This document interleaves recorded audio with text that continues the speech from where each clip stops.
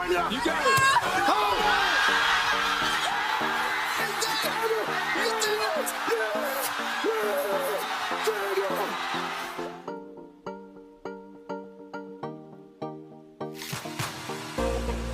This one's for three.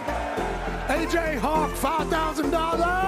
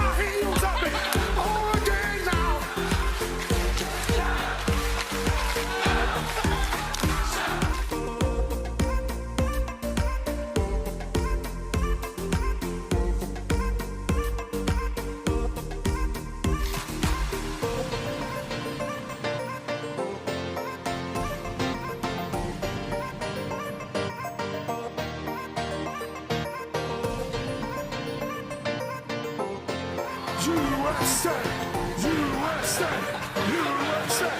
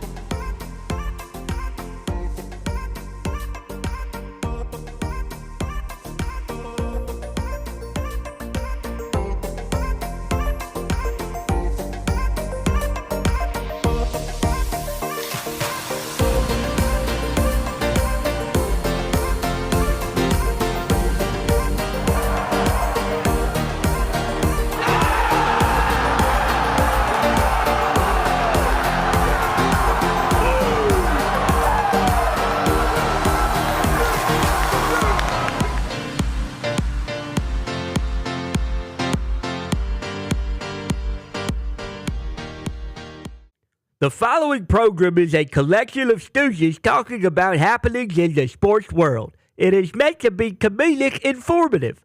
The opinions expressed on this show do not necessarily reflect the beliefs of their peers, their boss, or ESPN. There may be some cuss words because that's how humans in the real world talk. If you are young, please seek permission before watching any further. Hey. What? Let's go. This show stinks, and the fact that you listen, we are very, very thankful for it. McAfee on the line with a gorgeous assist. The all-time leading tackler for the Green Bay Packers. You ping! Stop! Damn it! Be a friend, tell a friend something nice could change their life.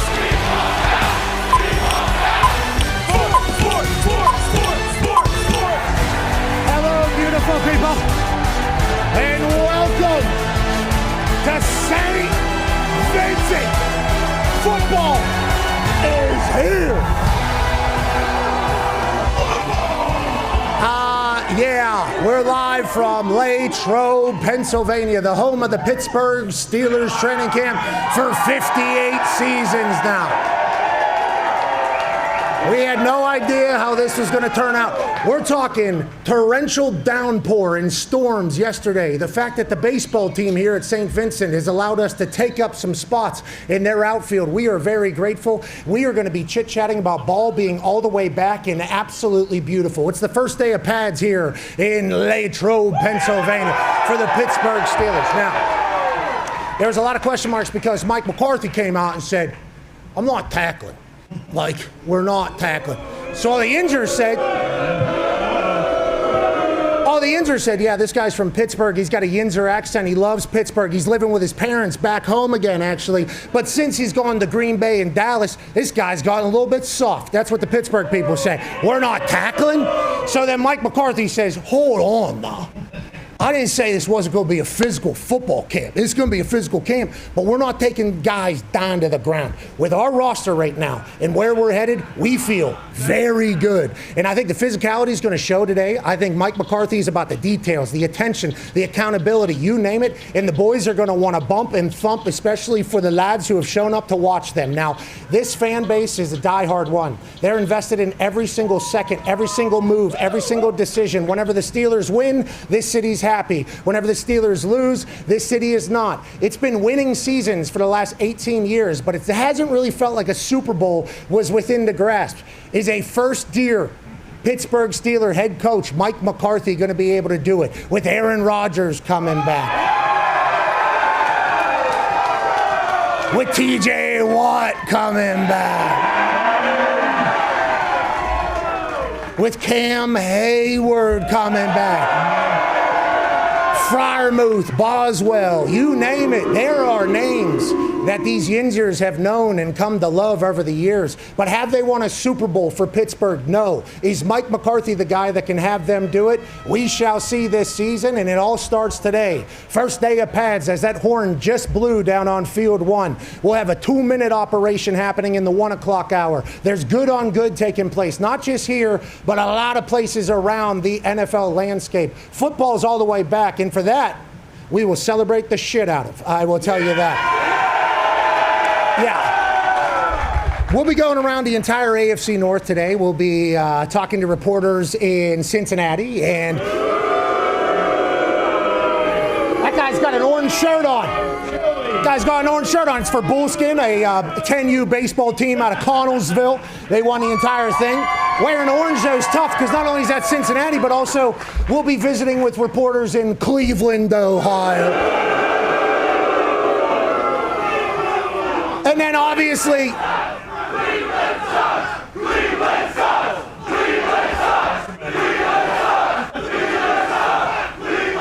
I will say, now you are taught to think that since birth here in Pittsburgh, and in Cleveland it's the same for Pittsburgh, but the team that used to be in Cleveland actually moved, and we'll be live with Ian Rappaport live from Baltimore Ravens.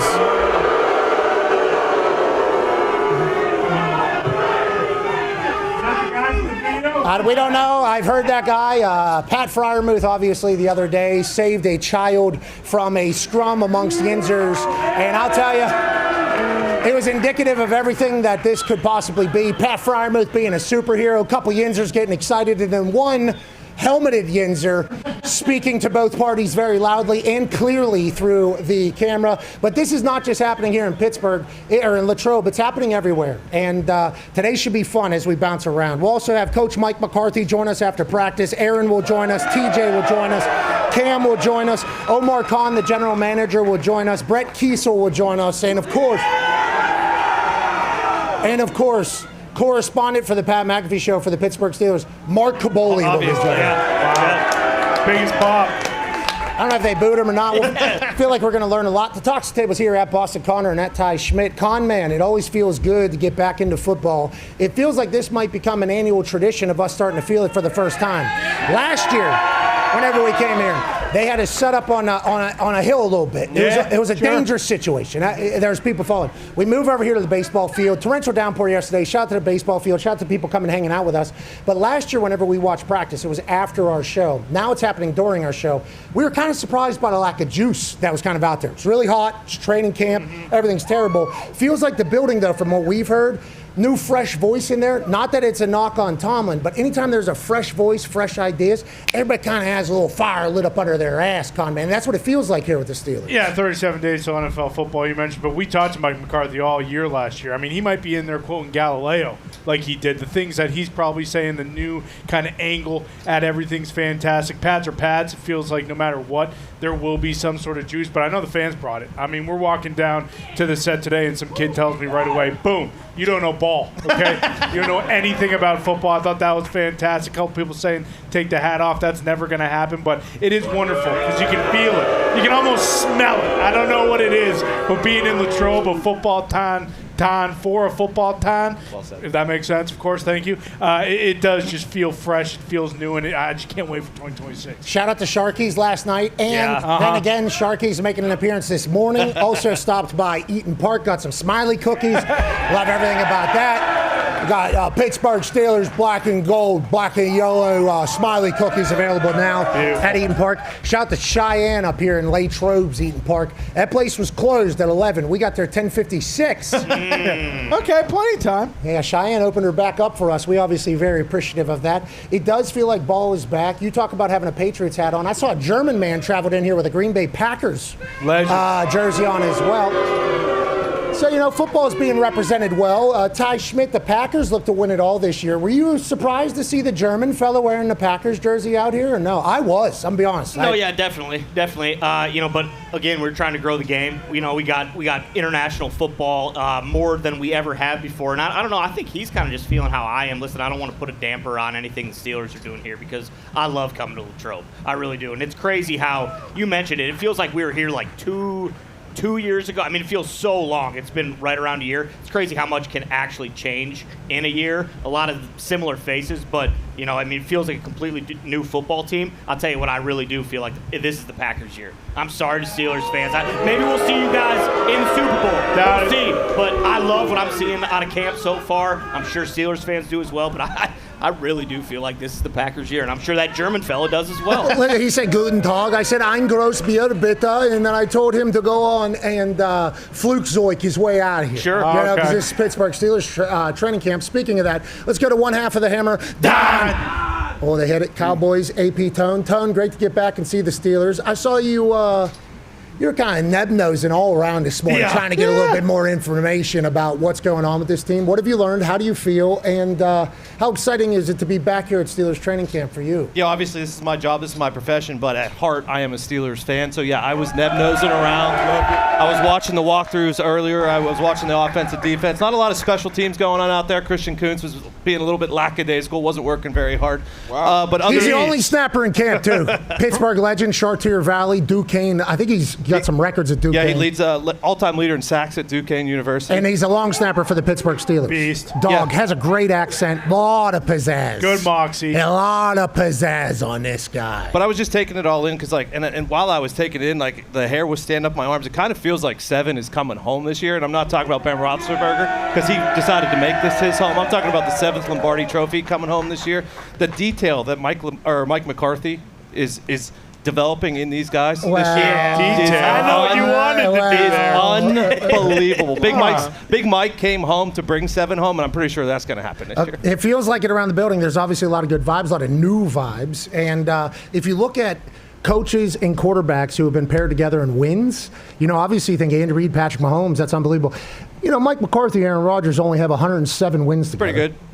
Mike McCarthy comes back to Pittsburgh. Obviously, they don't want to do a full rebuild, so they don't go with a young coach. They don't try to fire everybody. They don't have to do that. They like their team. Mike Tomlin decides to step away after 18 years, an incredible run. Mike McCarthy comes in here. Aaron Rodgers, is he going to stay? Is he not going to stay? Well, he came out and said his wife said he's allowed to have another year. Yep. And Mike McCarthy certainly helps the entirety of it all. He knows the offense inside and out. He loves the offense inside and out. They got weapons. Darius, I know that we're obviously very heavy here, Steelers at the beginning, and we'll certainly show highlights from all around the NFL here in a matter of moments, but why not the Pittsburgh Steelers? That really is a question that I'm starting to ask myself as I'm here. Whenever I wasn't here, first year coach, the AFC, tough. Yeah. Especially with Daniel Jones back healthy. Sure. Everyone says In Indianapolis. Steelers fans are scared to death of the Indianapolis Colts. I know that. that's never come out of anyone's I mouth. know that. Yep. I know that you guys have nightmares of the horseshoe running wild. They beat us by like 50, 60. A lot of hoofs. Yeah, it was a bad matchup for us. Okay. Also, we don't know what was going on night before. Maybe somebody, some Yinzer antics were potentially taking place with our team. Who knows? We all know that Danny Smith had Antonio Brown out there to return a punt with 4 minutes left, up 28-7. So Steelers may be unethical ball there for a little bit against the Indianapolis Colts. But as we get here and we start remembering what this Pittsburgh Steelers team can be, who they can be, 9-year NFL vet Darius J. Butler. It's hard not to get excited about this team, actually. Defensive side as well. Absolutely. You always start with the quarterback, head coach and quarterback, and obviously you got a chance with Aaron Rodgers. But when I think about Pittsburgh Steelers football, the first thing I think about is defense. So you got Cam Hayward, you got T.J. Watt, you obviously got JPJ, who's probably looking for some money this year, rightfully so. Jalen Ramsey, he's got what a does back. he do He's right there. this year? Yeah, he's got a back. Maybe it's a training camp contract back, but he's a baller. He's put together a great season last year. He's put together a great young career, so I'm excited to see his next chapter. But his defense, Patrick Graham coming over, somebody I'm very familiar with. I'm excited to watch the first day in pass because we were here last year.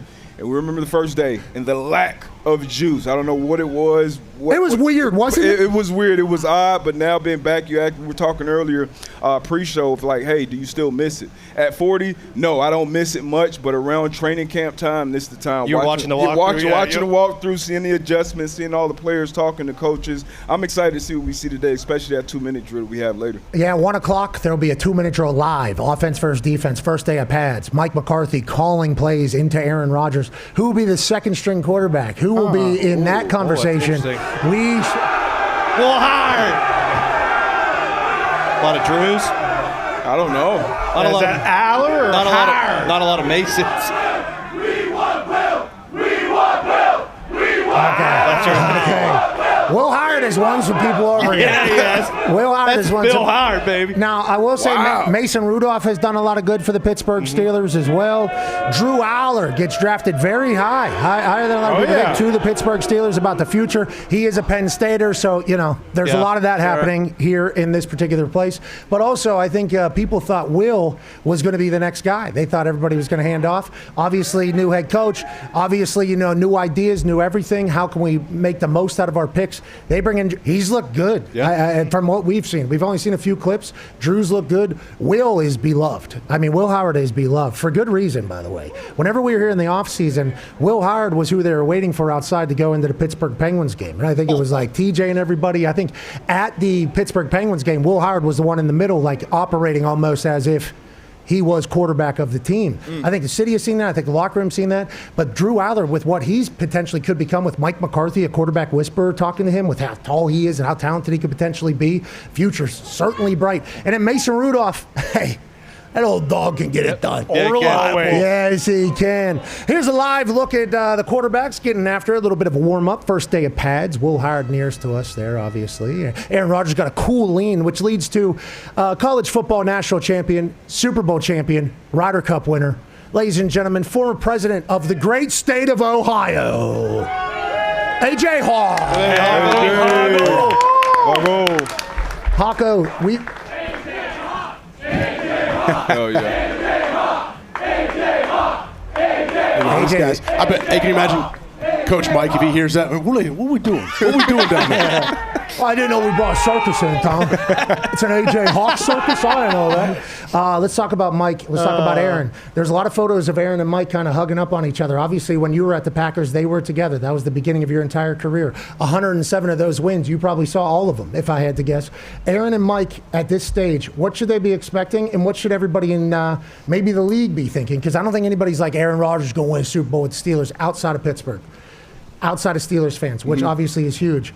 Do you think that's very wrong? And why do you think Mike McCarthy and Aaron Rodgers potentially at this time for the Pittsburgh Steelers is perfect, if you feel that way? I don't think it's out of the, it's definitely a possibility for them to go on a run and find a way to get hot in the playoffs and do that. I've seen how special Aaron is, and I know what it means for Coach Mike to be here. We would joke about it all the time. Every single team meeting, every single meeting before a game, like the Saturday night meeting, McCarthy would mention something about Pittsburgh, some street he grew up on, some young kid driving a dump truck that he used to know. All of these Pittsburgh stories that I'm sure he probably continues to tell these guys now, and Aaron has heard a bunch of them. But I think if there's something about it, I don't know, something about being here, too. This is like its own country, its own little world. You drive up here, I would imagine these people, in a good way, I'm saying. I think it's awesome. Pittsburgh alone is, but when you get to Latrobe in this college, I don't know what it is. I've only been here a couple of times now, but I understand why they keep coming back.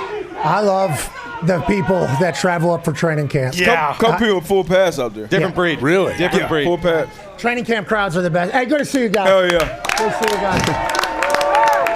By the way, I had an inside source tell me that Mike's first meeting, he may have shown a video of how they make steel in the city just to make sure the team knew exactly where they were coming from. I think he showed them the football town. I think he potentially did to let them know what this place is, what it means to this city. And as their practice continues, I think people will be meandering around St. Vincent, obviously. There's hills everywhere, and we appreciate the hell out of the opportunity. Also got 2 coppers right up there. If you guys want to smoke marijuana or something, don't do it.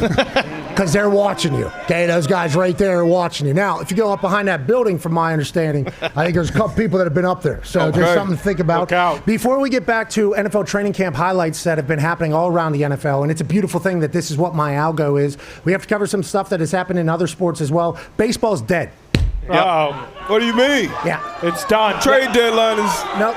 Forget about it. All the people that know baseball...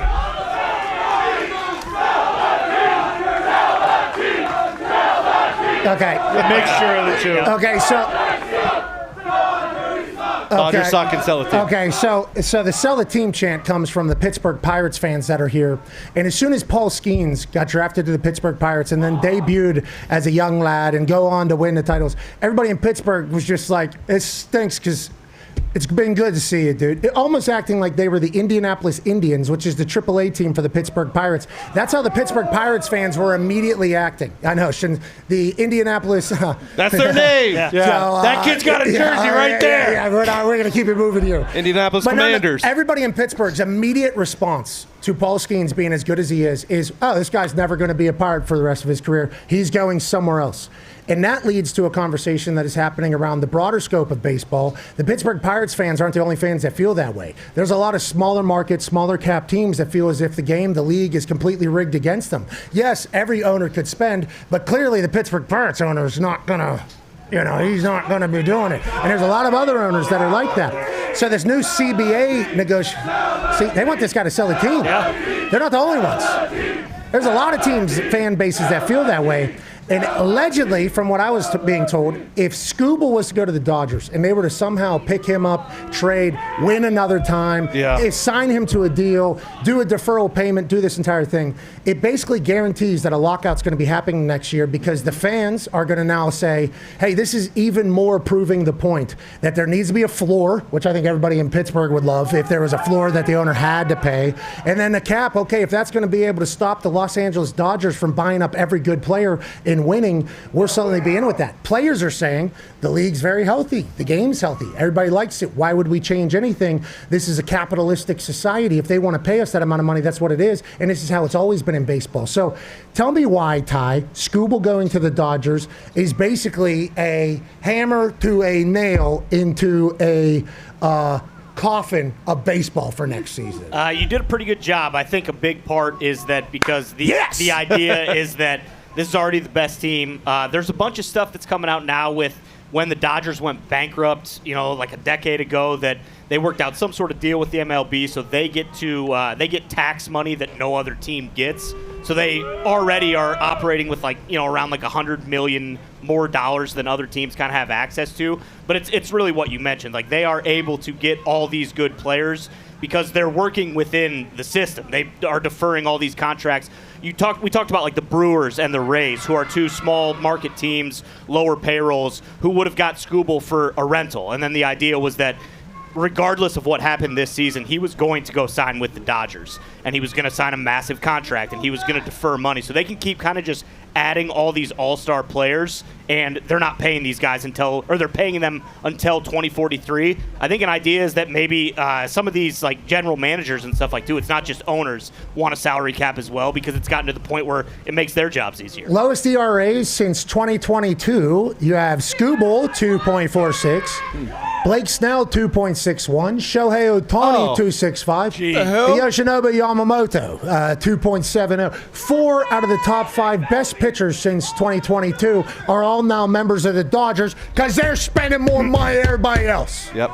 Connor, It's rigged against the Pirates. Yeah, a little bit. It definitely is. And I think the owner could spend the money, though, so it's kind of on the owner in the end, which is what the players are saying. Probably could have, but I'm sure the Tigers probably think the same thing as the Pirates. And I think that's why they did this. Like, no matter whether there was a deal or not that was better than the one, because basically everyone said, hey, those 3 players that the Dodgers had to trade all stunk anyways, which is kind of crazy when you think about it. But I almost think that the Detroit Tigers said to themselves, hey, we need a salary cap too. Let's just ship this guy, start the lockout. Everyone will be pissed at the Dodgers. They won't be pissed at the Tigers. And then we can kind of figure it out from there. But it does feel as though this inevitably will benefit more teams than it hurts, because this is ridiculous. Yeah, it does feel a little bit ridiculous. But to the Dodgers fans, enjoy it, man. Nice, yeah. 3 straight. If your team was just buying up every good player, this is what the Yankees used to be. Yeah. They didn't defer the contracts, though, I think, which is what a lot of so you guys did a little bit. They had to pay that bill right away. You couldn't just go buy every single of the best player in the league, give them $1 million, and say, "Don't worry about it. We're going to pay you through 2072." Millions of money in future deferred money. The Dodgers currently have $1.112 billion. Jesus. Ooh. And then the Mets have $181 million. That's second. I mean, okay, yeah, that's a little bit of a gap. This lays it out right here. Okay, good luck, baseball. Good luck. Seems like next summer, good run. We got the Women's World Cup. Yeah. We got the WNBA. Maybe. Yeah. Okay, maybe. Banana Ball. Yeah. Little League World Series. Why does the WNBA even exist, by the way? Why does it even? I don't know. That's a whole other question. I mean, I love where we're at. It's a great league. What do you mean? No, I agree. That's what I'm saying. 30 years in, but why was it ever created? That should just be great question. That should just be a question that's asked. Women need a league. Duh. Hello. yeah, but 30 years in, I don't know what. But so. Up and to the right. Up and to the right. Good luck out there. Hell, good luck. But anyways, that's next offseason, strictly because the MLS decided to move their schedule, actually. Yeah. They decided to move their schedule. So we don't even have MLS. We don't even have Messi. We don't even have Messi next summer. That's what's coming. Move it back. Baseball's done. And I don't like to say that because I thought a deal could be made by these two. But boy, with the Dodgers just every good player and $1.1 billion. What if for some reason the Dodgers don't win it all this year? They just got swept by the Red Sox. So. Yeah, they did. I'm saying obviously everyone's penciling them in as champs, but what if they are not the champs? Does that somehow save them not having a lockout? That's a good question. Tom Diggs, you see that sign right behind you? Our Lady of Joy, that one? Hey, Pat McAfee, my mom taught you at Our Lady of Joy, CCD. Nice. God Good bless. for you. God bless you. Went to You're CCD? selling cigs? I thought you were like me, where sometimes your friend brought you to CCD. That's, yeah. What's we CCD? Catholic Saturday church school. District school. Saturday morning, I think, right? Yep. A lot of Saturday soccer morning. on Saturday. Saturday morning? Yeah. It was all school. Yeah. It was all. Good luck. Hey, it was all the elementary schools though. It was the only place really that all the elementary schools went. So you got a chance to see people from other schools. That was You kind guys of love ball. That was little league football time. wrong season, bro. I think it was in spring. I forgot you. No, guys I love went. season. We'd wear our football I'm pants. from Florida. It's all We'd wear our CCD. pants. Little Yeah, League I had football didn't start CCD. till like noon. I'd wear cleats and pants and then go straight to the game or practice. You got to remember up here, it's not 10,000 degrees at noon like you guys have down there. That's when you start deck hockey and shit like that, huh? That too. Yeah. What other sports, D-Butt? What do you think? What other sports you thinking? Out here? Yeah. What do they play? This is a football town. I won't Thank you. disrespect. Okay, thank you. All right, saw you the watch film. the football I saw the town. film. Hey, I saw the there's a lot of people in a truck right now saying D-Butt needs to shut. Nick, all right, Nick. Yeah, that's exactly what it is. Okay, we are here at Steelers training camp. Lucky to do as such, but I think we should go camping. Don't you think we should go Yeah, I camping? do think we should go camping. Hey, let's go camping, shall we? Let's head to the Cincinnati Bengals training camp. SMU alumni, man who covers the Bengals for ESPN. Ladies and gentlemen, please welcome Ben Baby. Hell yeah. I gotta correct you off jump though. I teach at SMU, went to North Texas, so a bit of a difference. That's on me. Teach, That's on professor. me. Sorry, yeah, we did have researchers do that.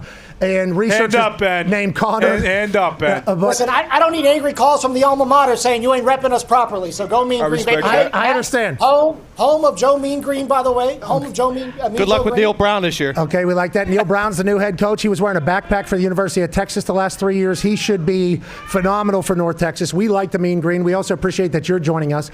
Okay, you're live from Cincinnati Bengals training camp. The only thing we've really seen is multiple fights. Can you tell me if that is kind of a difference in the defensive edge coming into this year, or what is the big storyline for you right now? Yeah, I think that defensive tenacity is something that they've been talking about a ton. And it's funny, when all this was going down, I mean, Jamar Chase was where I'm sitting last week, and he was talking about, I've never seen that from Jalen Davis, that they were wanting to draw a little bit from DJ Turner. And talking to these guys and Brian Cook, their new safety, they wanted to come out and kind of set that intensity. And they said, listen, you can't be pushed around in this league. You've got to be a physical defense, and they feel like they've really upped the ante this year. You know, I was just in the locker room just a few minutes ago on the other side of that wall talking to linebacker Barrett Carter, and he said he feels like they're just now hitting their floor, and that floor is quite high. They feel like they're making a lot of progress because they know they were not good last year, and they've got to be better if they want to get back into the playoffs. We saw Joe Burrow throw an absolute dot to Jamar Chase. Feels like they're on fire. Obviously, the offense is expected to score 50, 60 points a game. Is that reality for Cincinnati, and is that how they're viewing it? Or are we going to run the ball a little bit more? Are we going to be a little bit more balanced team, you think, Ben? Listen, Pat, I think we're going to be starting playing maybe a little more Midwestern football to a degree, potentially. A nice balance between the run and the pass, which as a Texan, I don't know if I love. But in the AFC North, you've got to play ball a certain way. And they've got to try to figure out a way to find that harmony between the run and the pass, something that's been talked about a ton. We've seen a lot of under center stuff in training camp. It's been a big topic of conversation. Now, Joe Burrow, specifically a shotgun guy for the bulk of his career, he's preferred that a good amount. He did say, listen, we've adapted over the years, and he's open to doing whatever the offense needs to be successful. And as teams try to take away Jamar Chase, take away T. Higgins, they've got to find a way to get Chase Brown those explosive plays on the ground, those explosive runs. They feel like that's what this team is missing, and they want to go out and be explosive again, because when they were cooking in 2021 and 2022, they were hitting those big plays. They just haven't been there. And so this offseason, they're trying to manufacture those so they can get those playmakers and get them what they're doing, what they paid them for. We're talking about the Cincinnati Bengals here live from Pittsburgh Steelers training camp. Ben Baby, North Texas graduate, live with the Bengals. AJ Hawk, Cincinnati Bengal legend, has a question for you, Ben. Yeah, Ben, we see Dexter Lawrence on the graphic that we had on here a little bit ago. Could you explain the impact he has had? We've seen clips of Ted Karras talking about how tough it is going up one-on-one against him in practice, but what's that defense look like with Dexter Lawrence there in the middle? Listen, that defense has been getting after it. I think the defense single-handedly probably won today. First day of pads. They were out there. Burrow talked about the other day that he can feel the pocket collapsing a little bit more. Talked about that on SportsCenter earlier in the weekend. And you can feel that difference. They wanted to go out and make that defensive line of strength. You know, and in talking to Barrett Carter, the linebacker, I said, what's the funniest thing about having Dex on the defense? And he said when Dex makes a big play, he'll just out here just start yelling in the middle of the play. I was like, you mean like he'll just yell a boom or something? It's kind of like a rapper ad-lib in the middle of a track. Like they just hear, that's how you know that Dex is cooking. And they feel like that defensive line, and it's not just him. They got Jonathan Allen. They got Boye Mafe, drafted Cassius Howell. I think Miles Murphy's going to ascend. You know, when Shamar Stewart comes back healthy, they've got high expectations for him. They understand that you have to have a very deep and potent defensive line. And if they're going to do that, they got to have that pass rush from the interior, something that I've been hearing about going back to the end of last season. So it was not a shock that when Dexter Lawrence was available, they were willing to trade the 10th overall pick to make sure this defense is where it needs to be so it can support all those playmakers on offense. I just love that they get rid of their best sacker. Yeah. And they're like, we got to get better on the D-line. Get the sacker out of here. And then bringing in Dexy, everybody's like, yeah, they did that. Yeah, they did. They actually accomplished that, which is wild. Tone Diggs, Pittsburgh Steelers AP voter, has a question for you. Yeah, Ben, when everyone talks about the Bengals, they do talk about the defense first and foremost. And the next thing that they talk about is, can Joe Burrow stay healthy? Are they going to keep him upright? What's the additions there on the offensive line? How do they feel about that and Joe staying healthy for this year again? Yeah, I think they feel like on paper, I was just talking to somebody recently, that on paper, this is a much better offensive line than they had when the Bengals were really good in 21 and 22. In fact, y'all will enjoy this. When I was just in the locker room a few minutes ago, I was just sitting eavesdropping on Orlando Brown Jr. and Dalton Reisner, and they were just having a conversation. Dalton was munching on a little, I believe it was black cherry yogurt. That they had on my food truck afterwards, and he's just munching, and they're having a conversation about how the defensive line was today. Orlando was talking about his sets, and they were going in and talking about different techniques, where they need to win at, where they feel like they can be better. And I asked Dalton, I'm like, do you mind if I just kind of hang on and listen in for this conversation? He's like, yeah, of course. Told him I was going to come in here and talk about it with y'all. And he said, this is just a part of us being locked in. When you know that we are, when you know who you're next to for the entirety of the time, you can go in and work on those little details. I mean, they spent a good 5-10 minutes up until I left the room. They were just sitting there talking ball, talking techniques, and they feel like they can do a really good job. And I think one thing to note on this, I think Burrow also carries a lot of personal responsibility as well. I think he's got to be able to pick his spots on when to extend plays, when to know to check it down, and when to see another down. I think that's going to be part of his progression. I know he's entering year 7, but I think that's an important part of it too. Like in the fight game, you got to know when to pick your spots to really absorb contact. I think that's going to be a big thing for Burrow as he tries to find that next level for him as he tries to lead this team forward. Year 7's wild. Crazy. Yeah. Feels like just yesterday he was losing his head against Philadelphia Eagles. I saw yesterday like Lamar and Josh are year 9 now. That's crazy. Insane. We're so old all of a sudden. And you talk about his progression. I do think he gets hit less than he did at the beginning. I mean, at the beginning it was the most reckless human I've ever seen on a football field. Maybe like Andrew Luck levels of trying to run people over. Patrick Mahomes last season kind of actually. If Joey B's protected and able to spin it, everybody's scared of Cincinnati, including these Steelers fans here in Latrobe. Ben, we appreciate you, brother. Appreciate y'all. Sick hat, dude. Sick hat. It is. It's a good hat. It's camp season, Pat. You got to have good shade. Otherwise, you're going to get cooked out here. This ain't amateur hour. Ben Baby. It is Ben Baby. You're the best, ladies and gentlemen. Ben Baby. Yay! Not a Ben Baby. Oh, yeah. Legend. They love him. There's an 80-year-old man booing him right here. Oh, come on. Makes sense. Yeah, I like We like that Ovechkin sign on fire by any chance? Ovechkin is better than God. Whoa. Hey, Pat, the champs are here. Bullskin. Love that. Collinsville team. Pat McAfee and some guys. I do appreciate that sign. A lot of signs here. I forgot about the signs when we have, Game day always has signs. I forget that ours always has signs as well. Good sign. And this guy normally shows up. Sneaky best part. No, that was the baseball team, Connellsville. They won the States, and then they went up to Long Island. They beat the hell out of We're all Mustang sign backer. We are all Mustangs. Pat here. McAfee will return in Avengers Doomsday. Nice. Hey, Pat McAfee, Bullskins, let's state sing champs. Country Roads. I love that. Let us kick. Does Game Day have somebody take down inappropriate signs? Hi, Mom. How you doing? No. Bet. So there's a mom on a FaceTime. Herbie go Hey, rip in Mom. half or something?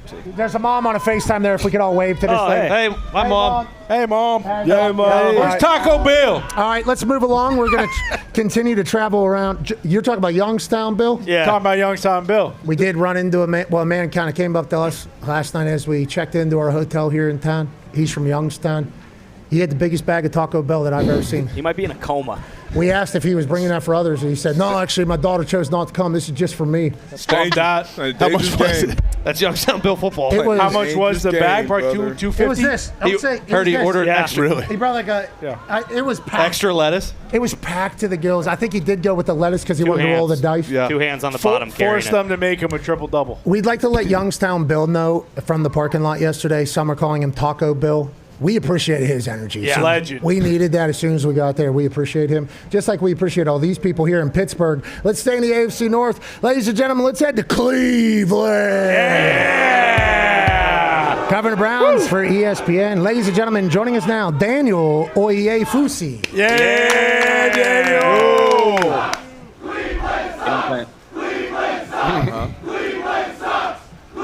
They're not talking about you, Mr. Oyefusi. Am I saying that right, by the way? Yes?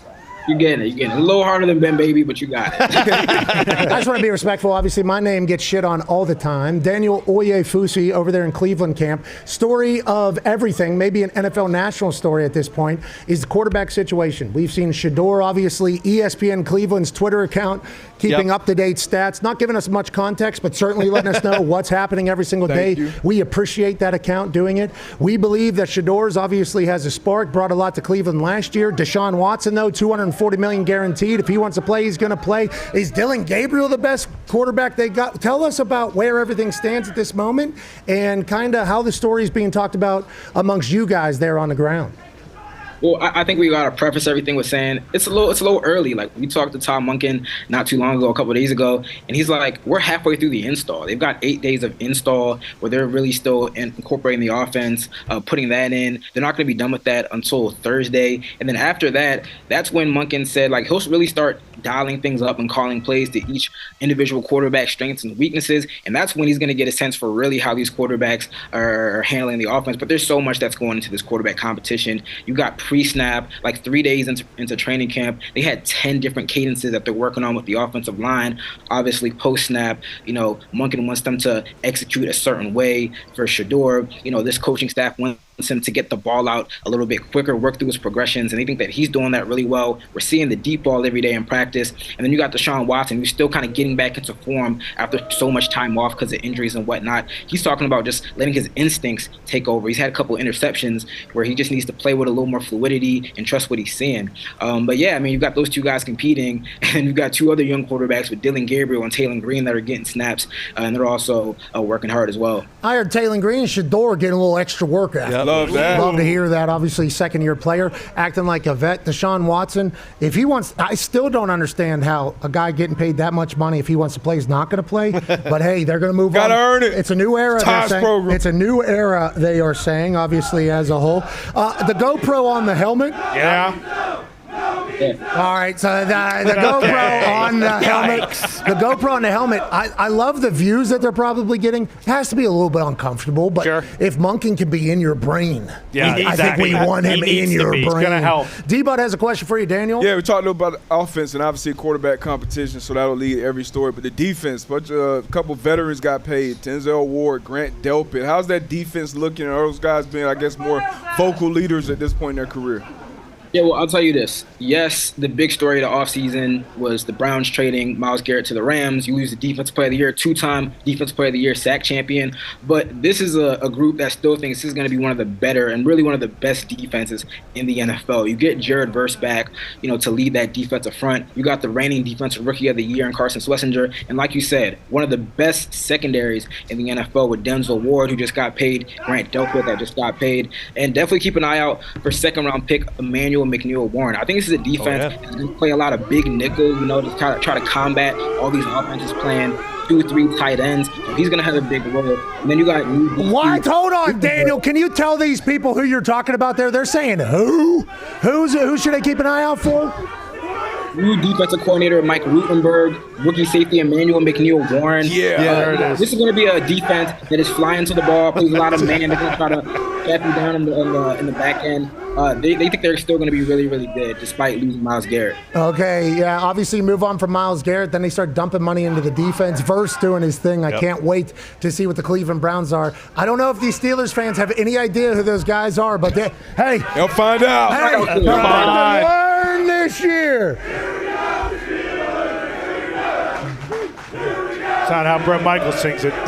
He sings it wrong. I hope Brett Michaels okay, by the way. Watch it. He's okay. Last question for you here, Daniel, coming from Con Man. Yeah, Daniel, we've talked about being here from last year to this year and just a different vibe overall with Big Mike McCarthy at the helm. How is it with, the entire thing with Stefanski being gone and Monken taking over? Is it just a better, fresher vibe? Are people flying around a little more? Or what is kind of the biggest difference that you would say going from last year to this year with the Monken regime? Yeah, well, it's definitely a different style. And I think the general manager, Andrew Berry, who we spoke to a couple of days ago, put it best, where he said that Todd Monken is old school disciplinarian, but new school football and relationship building. This is a 60-year-old first-time NFL head coach who said it's been a dream come true to work decades in this sport and finally get an opportunity to be a head coach. So he's a disciplinarian. You hear him at practice. He lost his voice one time in minicamp because he was yelling so much. But then he has a new way of thinking about the game as an offensive-minded head coach. The way that he interacts, he's 60 years old, but he can interact with these young 21, 22, 23-year-olds that are fresh out of college. So they love that mixture, and I think that the players are definitely gravitating to the way he coaches them and how hard he is on them. Okay, I like that there's a little different energy, a little different pace. Maybe the Cleveland Browns win the AFC North this year. You could see it. There's a chance. Good value in that bet. There's a Great 6-year-old girl over there He hasn't said saying, he's going to take the over on the win total. So Daniel, tell them the last time they won. I think it was, what, 99 maybe? Or? okay, Daniel, we appreciate you joining us, 88. Daniel the man. Ladies and gentlemen, broadcasting live from Cleveland Browns training camp, Daniel Oyefusi. Yeah, Daniel. 87. You just make it. We will certainly take a trip over to Baltimore here in a matter of moments. Ian Rappaport's in Baltimore at Ravens camp. Okay. He's gonna give us all the goods. But before we get to Ian, can we bring up living legend that's just standing over here? 2-time Super Bowl champ, Pro Bowler, icon, a man who is beloved in this city and all of sports, I'd assume. Ladies and gentlemen, make some noise. Brett Kiesel here. Yeah, Kiesel.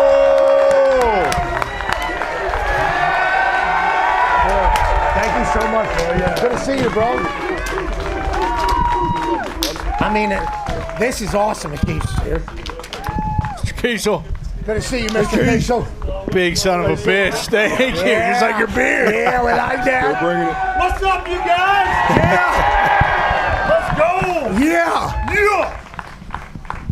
Yeah. Is this right? I got Yeah. this all right. Nailed it. Stellar Nation, let them hear you. Let's go. How Jens done? Dude, Brett, a lot better now that you're up here, man. Okay, so you just being a part of the Steelers program is basically just assumed.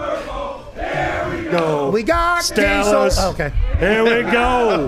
Pittsburgh's gone to the Super Bowl. You hear that Pittsburghese in You there? got Kiesel, a big ass beard, fighting folks with no fear. Here we go. We got McCarthy, he's getting sunburned, and maybe it's 7 and it's Pittsburgh's turn. Here we go. Woo, that Well was done. smooth. Okay, thank you. Album, August 14th. All right, so Kiesel, thank you for stopping by.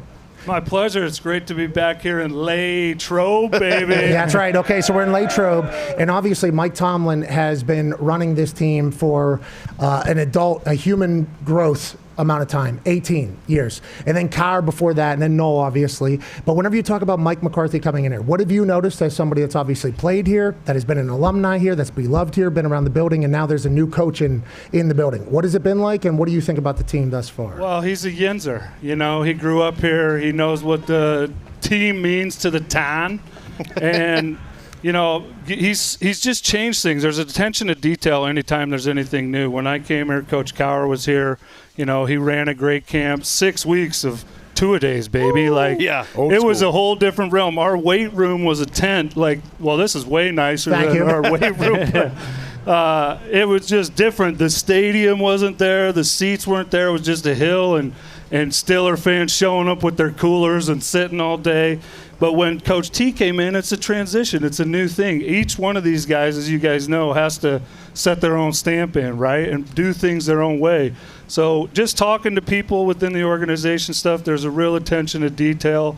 It's far different. There isn't, you know, kids running around on the field and stuff like that. It's like, get to your job. Let's go. We got things to do. We got games to win. Aaron Rodgers, obviously, how old is he now? 41?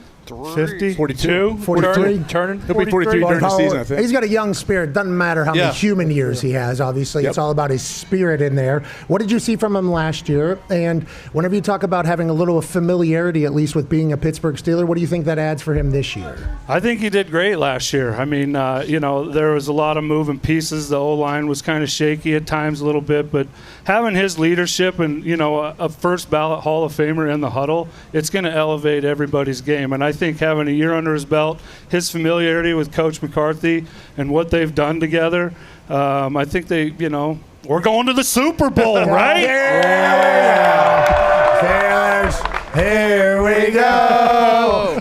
Pittsburgh's going to the Super Bowl. Here we go. That's something else when you're in Pittsburgh and you do get into the playoffs and they start playing those fight songs that we have and stuff, like on the radio every morning. Yeah. It's unique. So we got to get back to that. We got to get a playoff win in. Amen. And back to the big dance, Well, baby. I want to let you know, I'm from the town with the great football team. They're called the Pittsburgh Steelers. Okay, Tone has a question for you, Brett. Yeah, Keith, so a lot of talk about Patrick Graham, the new DC. Like when we were growing up and we were watching you, it was Aaron Smith, Brett Kiesel, big snacks in the middle. You had the dogs on the outside, no matter who it was, Ferrier and Foot in the middle. But they're talking about moving TJ and Highsmith and Herbig around a lot more. Do you think that's important in today's football? Or how do you feel about that, like versus what they haven't been doing the last few years? Definitely think it's important. I think he's going to do a great job. Just talking to Cam, he really likes the system and things that they're doing now. And like I said before, anytime anything new comes in, everyone knows you got to step your game up. You can't rely on, I've been with this coach for 5 years. He knows me.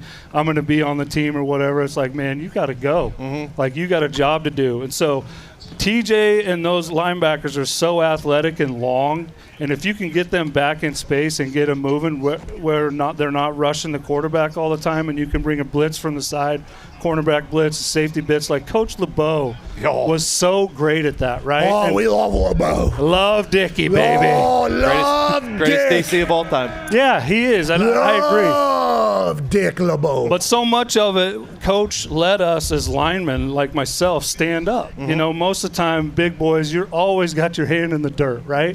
So being able to stand up, move around, disguise, hide things, that enabled us to bring TP off the side, or sometimes Troy would just come on his own, it wasn't even a part of the play. But all of it is disguise now. You know, everybody's trying to trick everybody. Everyone tries to get a next step on everybody. So if you can disguise and have guys moving around, I think that makes your defense that much better. All right, Brett. Over-under for the Pittsburgh Steelers is 8.5, I think, right? Yeah. It's a high number. 10 last year? Is it? They've gone under that number in 23 years. That's right, Brett. I like that. I believe, baby. I believe. Come on. Brett said, I'm not a betting man, but I really don't bet. Why not 17 wins this year? Also possible. Yeah. Why not 15? 7 was at Miami, Ohio, the last time they went under that number. Yeah, well, obviously nothing of the matters that has happened in the past. We went 15-1 here once. We went 15-1. Still a record. Ben's rookie year. Almost you won guys the Super remember Bowl. that? We almost got there. But we got there the next year. Ran into the train. That's right. Ladies and gentlemen, make some noise. 2-time Super Bowl champ, absolute icon, Brett Kiesel. Yeah. Thank you, guys. Thank you. Hell yeah, bro. You're the best. Thank you, man. Can I get a photo with you? Yeah, please.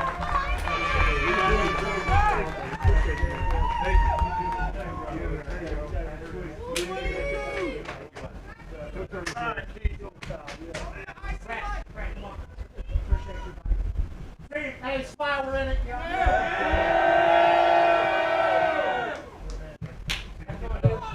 Bro, that was a big transition. I don't know if you guys saw or not. First of all, Kiesel is beloved in this city. Yeah, he is actually. Jesse they're all caught still it. Yeah, bitching about absolutely. that. Jesse Yeah. got it. Grow up. Okay, so I don't know if I think it was probably caught on camera there. Boy, I was going fist pump with Brett right there, and then he was coming with a big paw like this. Yeah. I want to let you know. Boom. Okay. Boom. Nice. Okay. Boom. I was very scared though that he was going to swallow my fist. Yeah. Right there on television. He slaps the back with the best of them. Yeah. I'll tell you what. He's a big bopper. He's trying you. We got to Big remember time. that. That's what these people are doing. You know who else is like that? Who's that? AJ Hawk. You know who else is like that? Who's that? Mike Vrabel. Beast, sir. You know who else is like that? Brett Kiesel. Legends. I would assume Cam Hayward is as well. The big, strong guys. JJ Watt. JJ Watt. Ian Rappaport. Ladies and gentlemen, joining us now is a man that is the complete opposite of this. And whenever the big guys do this to him, he potentially gets knocked off track. But he goes right back and goes right ahead because this man, junior NFL insider for ESPN, senior NFL insider for NFL Network, live from Baltimore Ravens training camp. Ian Rappaport. How you guys doing? Rap, how you doing, pal? There was terrible weather here the last couple of days. How's the weather at Baltimore, and how's training camp going? I'm under a canopy. It started to drizzle, and you guys know I don't like that.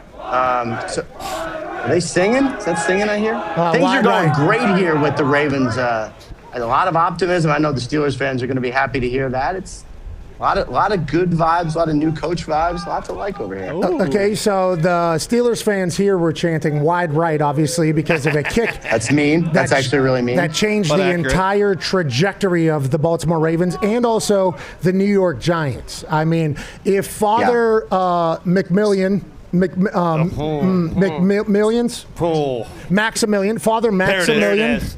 Father Maximilian didn't put that holy water down there on Acrisure Field and force that missed kick, Ravens stay with Harbaugh. There's no change. Now, full change down in Baltimore. You said the vibes are high. What does that mean? Everybody's bought in. Everybody believes. Like, what does that exactly mean?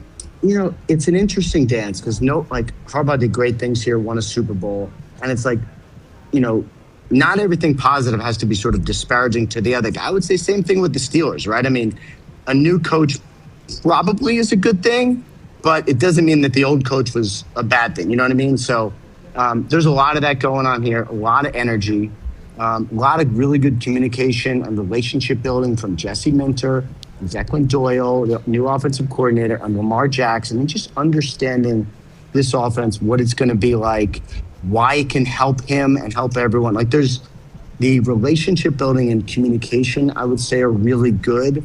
Whereas, like, you know, by the end, both of those things probably fell off a little bit with John Harbaugh. And I would say particularly Lamar seems really invested in this. Lamar Jackson, you're talking about former MVP Lamar Jackson, superstar. Sure am. He's been at every single workout as well. Two-time MVP, I apologize. He's been at every single workout this offseason. They're making a big deal of that. Is that because, obviously, new culture? Or is it because Lamar feels as if maybe he's going to be judged on this entire coaching change as well? Well, I think both those things, and because there's a lot to learn. You know, like, look, Lamar had his best years when Todd Monken came in and kind of started new, dug in, dove in, learned everything, and played really well and really efficient.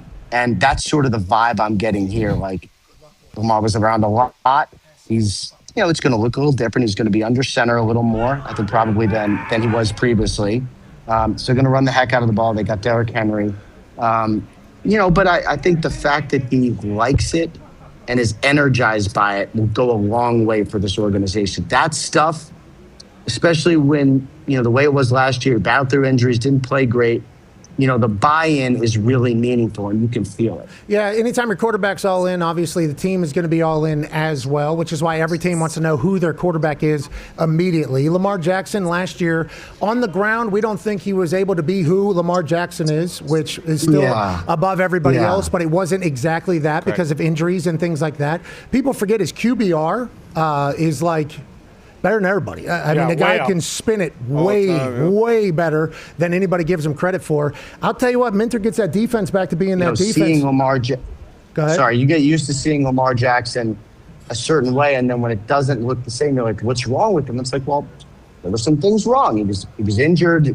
Vibes weren't great. Like, definitely renewed energy here and healthier. Is he a bit long in the tooth? Oh, no. The Baltimore Ravens are about to win the Super Bowl. That's crazy. DJ Bonix is here. Wiz Khalifa's DJ. He's back over there. Good to see you. Nice. Hope you guys had a great tour, DJ Bonix. Obviously love you.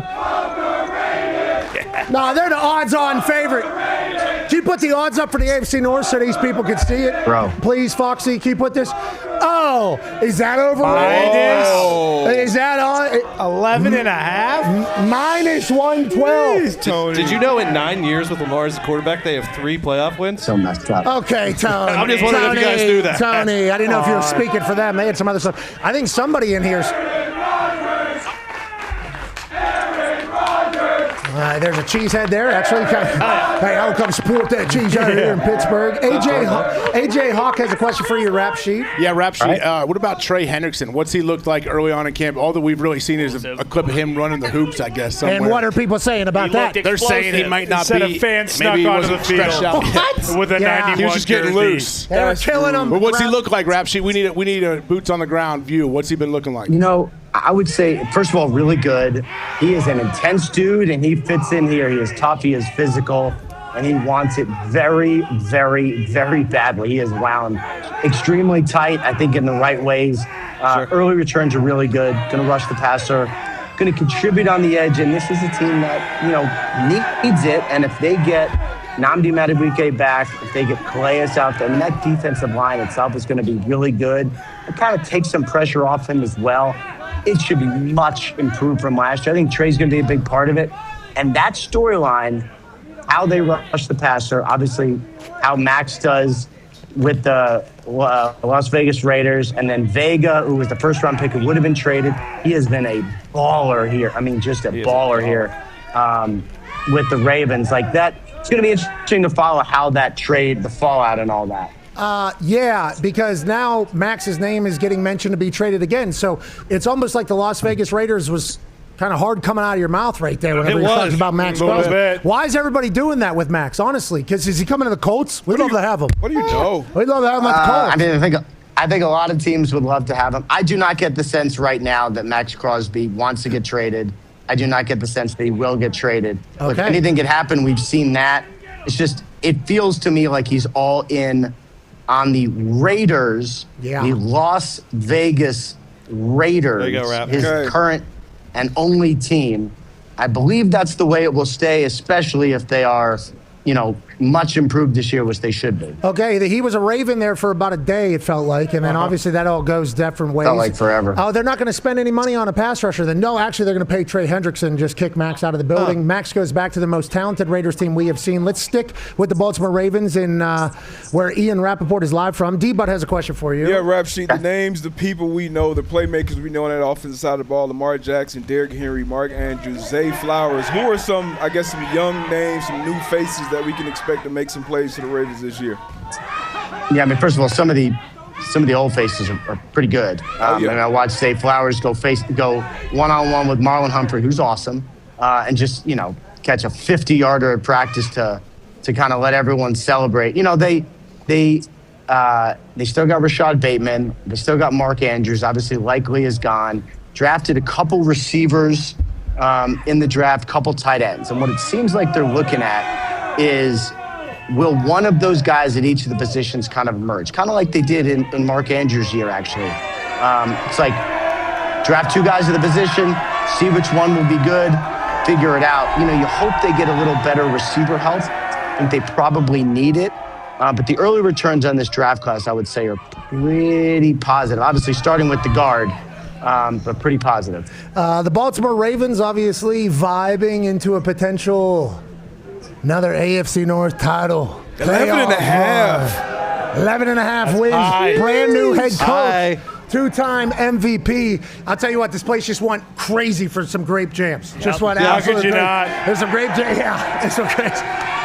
August 17th, Rap, if you want to go ahead and announce it. Delicious. Grape Jam's coming August 17th. Grape is coming, yeah. I'm obviously excited about that. That's obviously something I eat all the time. Yeah, at good. home. I like that. I appreciate you doing that. Sure. Yeah, as you should. I appreciate that care package that you sent me. Yeah, Appreciate you're that, welcome. No problem. Okay, we appreciate you joining us. Maybe you lost my address. Oh, boo-hoo. Shut up. Be quiet. Guy just got a new deal. You're the reason. Nobody's talking about it. Yeah. This guy's Bingo. the actual reason. Nobody's really Yeah. You're the reason. I read that on the internet. No. Yeah. You're Yes, the I reason. read it on the internet. No, on the internet. Yeah. Ladies and gentlemen, a man who is a junior NFL insider for ESPN, senior NFL insider for NFL Network, friend of the program, live from Baltimore Ravens training camp. That's Ian Rappaport. There's been a jams invasion here, which we certainly appreciate. This is the first time we've seen these boxes. Yeah, they're sweet. Yeah, those they are are the first ever. We are pretty excited. We got grape jams coming August 17th. Strawberry and berry was great, and then you try the grape and you're like, oh boy. Yeah, it's really that's why it's peanut butter and grape jelly. Yeah. And you know what? Purple is an incredible color. That's why whenever you think about the Baltimore Ravens, you think to yourself, Good uni. oh, man.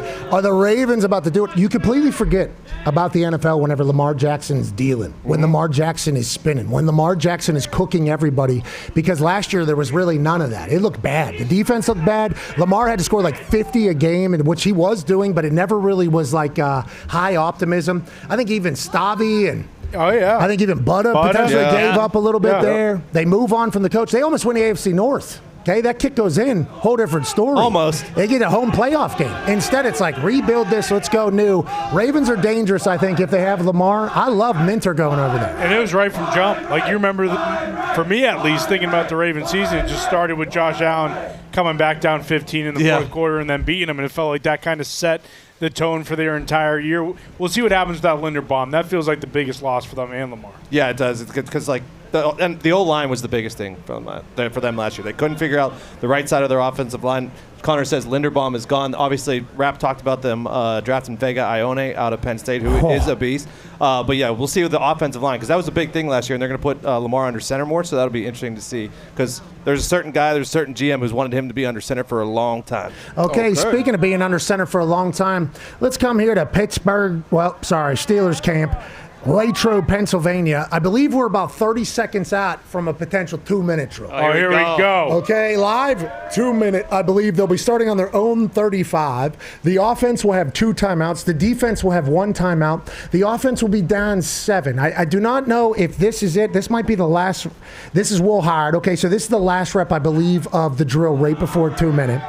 Will Howard, good handoff there. Was that Caleb Johnson? Good run in there out of the lad. They just had an incredibly long completion to play before. We've been keeping tabs on this. And the reason why we've been kind of watching is because 2-minute live calls. I mean, they're breaking up right now. Let's go. Show the screen there, Foxy, please. All right, here we go.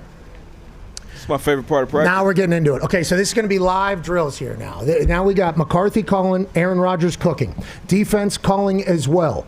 They'll be starting on their own 35. Everybody knows the situation here, and they're treating this as if it's game. Is that not right, AJ? That's what it looks like, yeah. The defense looks like they're going off to huddle, and they're going to run on. And once you get on there, it'll be probably muddle huddle here. What'd you say, how much time is left on the clock? 1:46. Offense is down 7. 2 timeouts for the offense, 1 for the defense. What does that mean, D-Bud? That means that the offense has the full playbook, basically. Plenty of time. You obviously got a quarterback and a head coach that's going to be comfortable in any situations, but the clock is not an issue for the offense, at least right now in the 2-minute drill. But you need a touchdown, so the defense also knows that. Don't give up the big play.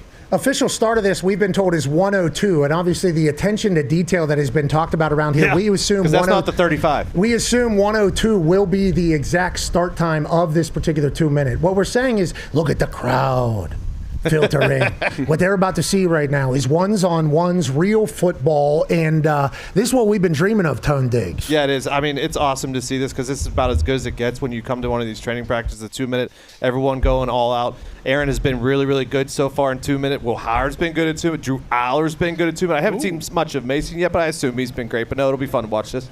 Man, are you going to get scared if the Pittsburgh Steelers just do some walking right down this field? Because I'll tell you, I've seen a lot of highlights coming out of New England, and obviously we're talking about the AFC North right now.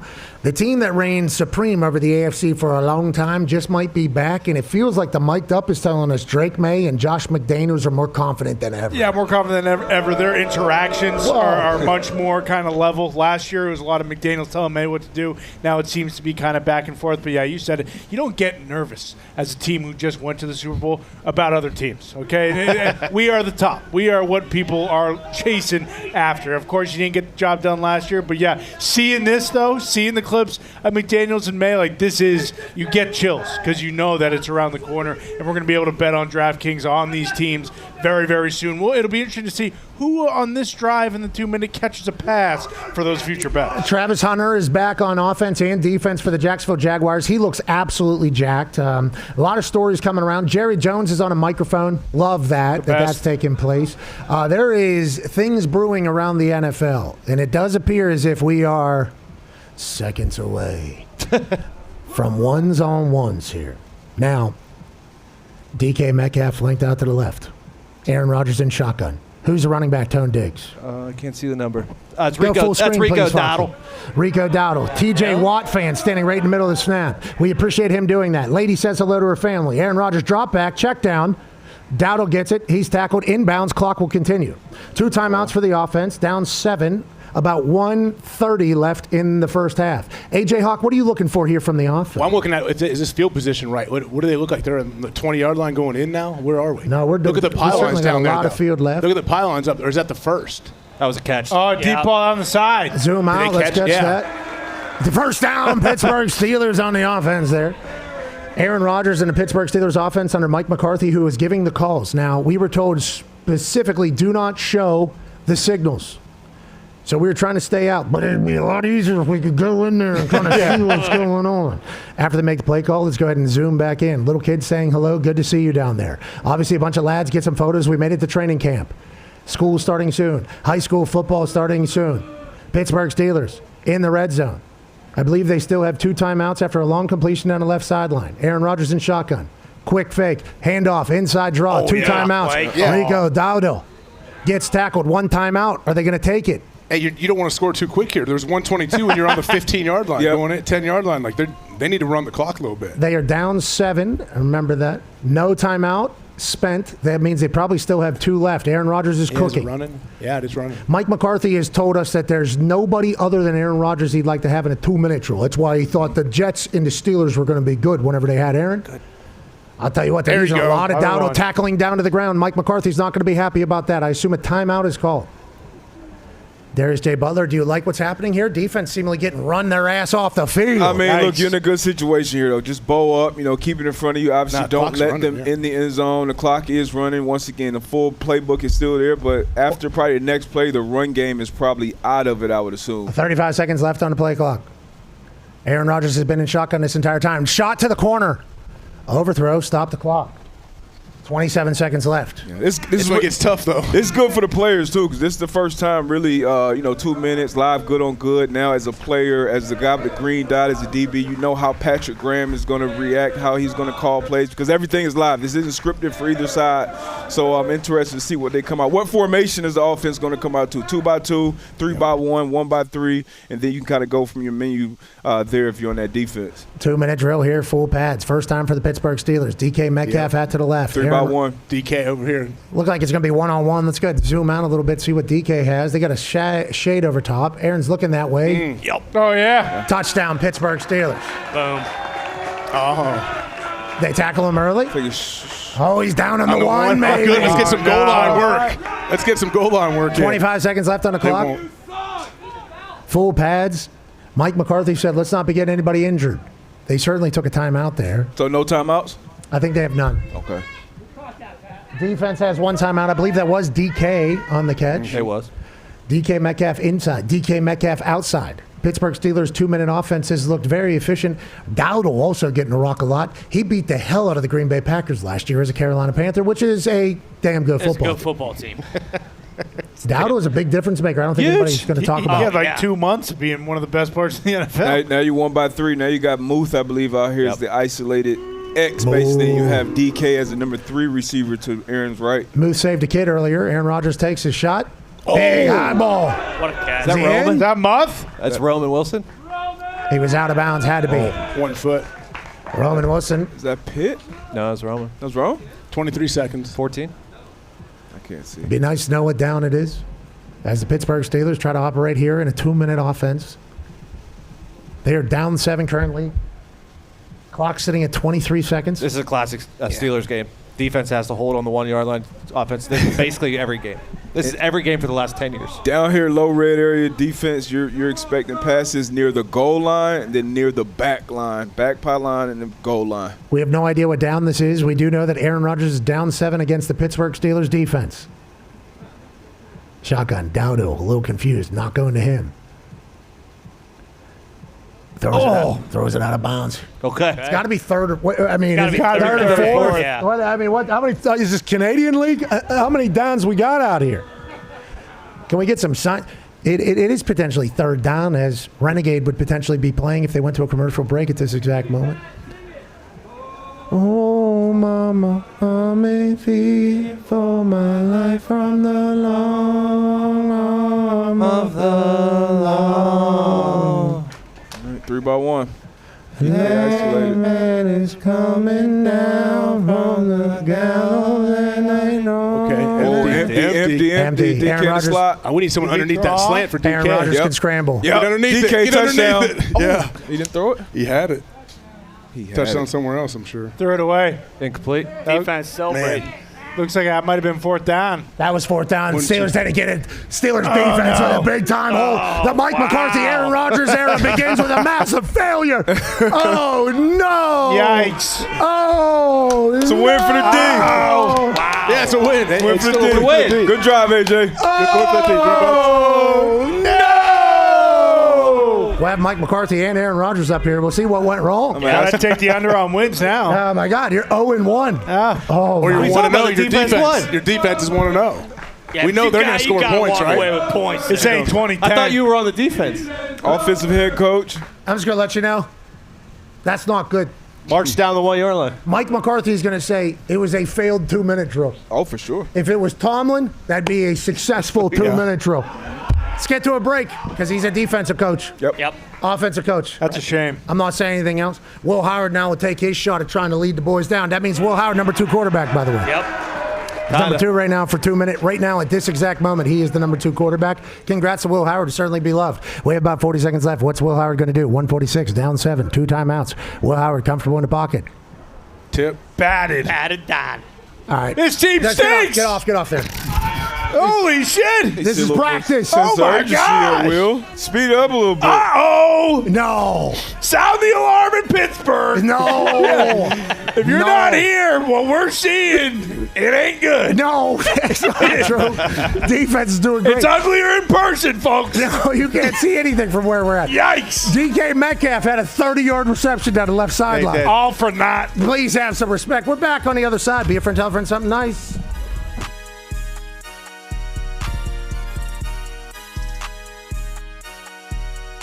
You know what? I think there's only one thing left to do here. I've experienced cafecito time. I've experienced the wonderful culture. I've experienced the beautiful people, and I think we got some Canes over here. We got some Canes over here. We got some Canes over here. This day in Coral Gables is going to be one that I will remember for the rest of my life. Ray Lewis started his dance right here at Miami. Ed Reed started his legendary run here at Miami. The legends of football run deep. The moments are special. The national championships are in abundance. Just last year, a lovely University of Miami woman diver from Italy won a national championship. This thing's been staring at me all damn day. You're out of your mind, brother. You're crazy. Kirk, I'm a little winded. That's what I was going to say. You talked the whole time you were running. I'm giving you a chance to catch your breath, you son of a bitch. You're crazy. I hope somebody got a lifesaver over there. Is there a lot of something? My man's out of breath. It is a long way to the top. Are you going to jump in your suit? Are you going to jump in that full suit? Yeah, so I'm tired for you. Oh my God. Yeah. Oh, he's going to take the jacket off. Okay. Okay. Oh, he's taking the shirt off now. Okay. All right. Looking ripped. Yeah, looking ripped. Oh, he's taking the drawers off. Ladies and gentlemen. The pants. Ladies and gentlemen. Not the drawers. Ladies and gentlemen, if you come to this beautiful campus, you will notice quickly that the students here love this university. They love this atmosphere. And I'm with everybody. I think the U is back. Give me. He's got the speed on. Oh my God. Give me the.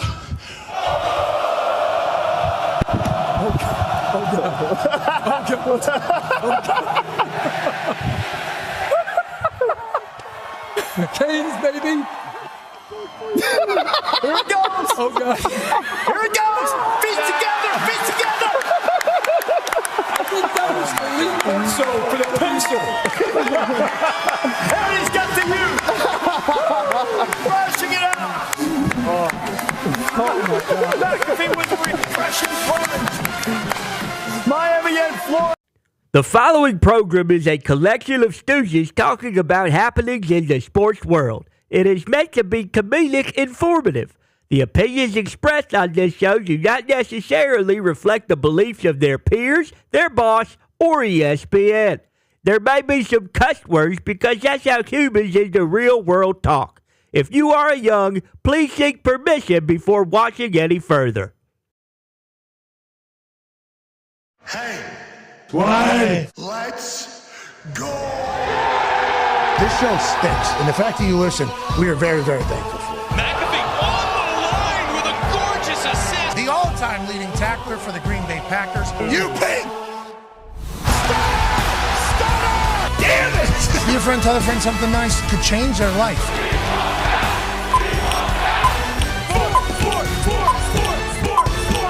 Hello, beautiful people, and welcome back to Pittsburgh Steelers training camp here in Latrobe, Pennsylvania. Hour 2 of the program begins now. Football! It is awesome. Shout out to the St. Vincent baseball team for allowing us to take up a chunk of their outfield. Shout out to everybody that's hanging out with us. We appreciate you. It's hot as hell out there. Obviously, the lads are out there trying to get better. First day of full pads. This hour will be packed and stacked, I do believe, with Pittsburgh Steelers legends. Coach Mike McCarthy will be joining us here in a matter of moments. Aaron Rodgers will be joining us in a little bit. TJ Watt, Cam Hayward. We'll also have, I believe, Omar Khan joining us, the GM. He was up here earlier. We might have blew that. But we're very excited and thankful to be here. And I'll tell you what, for the last couple weeks in Indianapolis, Indiana, there's been a little bit of a chill, you know, and in the weather you could kind of sense that football was around the corner. Then we get up here and we're hearing these Guardian caps thump. Yeah. We're watching these 2-minute drills and we're seeing tackles and majestic highlights taken. We're in football season, and it is an absolute honor to be here, and we are incredibly thankful for ball as a whole, but also for Pittsburgh for being so damn kind to us, and Latrobe kind of welcoming us in here.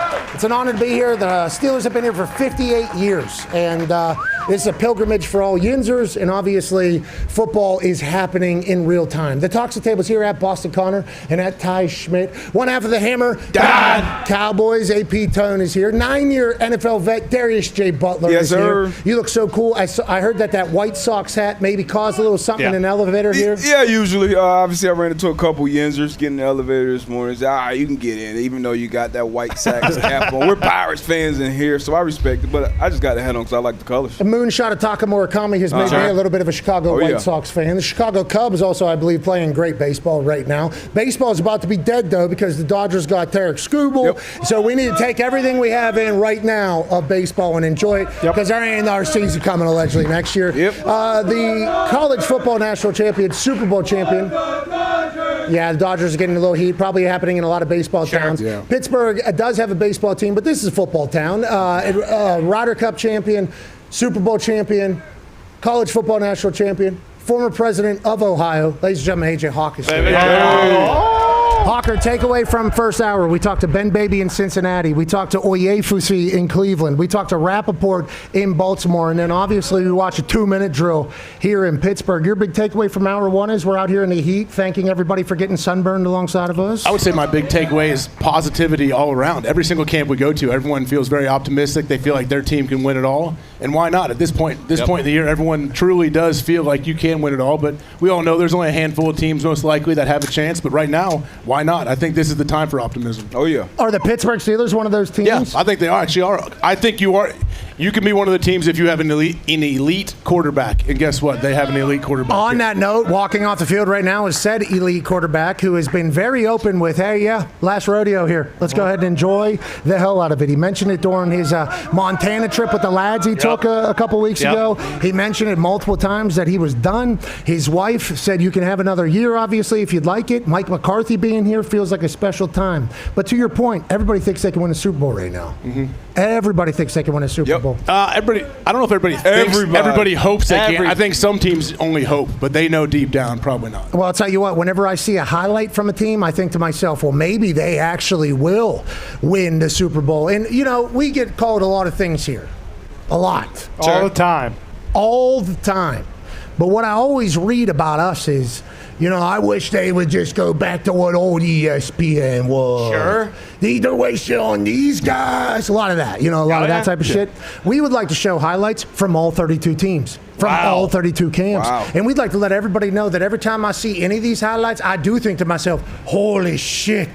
Is that team going to win the Super Bowl? Yes, I'm a live-in-the-moment guy, but how could you not be, especially when we head to the San Francisco 49ers electrical substation prison that they're practicing in. Brock Purdy, back to Deebo Samuel, the point slant God. He's going to eat, we believe, this year. The yards after catch was not great. And then let's go to a massive free agent signing. Damn. Mike Evans, who is now a member of the San Francisco 49ers, doing the things that he has always done. He's had over 1,000 yards for the last 100 years. The Niners in the middle of that electric place, making highlights all over the place. Are the Niners about to win the Super Bowl? Or maybe let's head to the Bears, D-Bud. Yeah, if they can get past the Iceman, Madden cover athlete, I think he's going to be in MVP conversations. Big part of that, Rome Odunze. I think he takes a big leap this year, just like a leap right there, going up and getting it where the kids can't get it. Another young guy, tight end, second year. I think he'll take a huge jump as well. Colston, Loveland, those tight ends, they're a problem, especially up the seam, putting it right between the 8 and the 4. I think Caleb Williams is going to have a huge year. Let's go out to Cincinnati.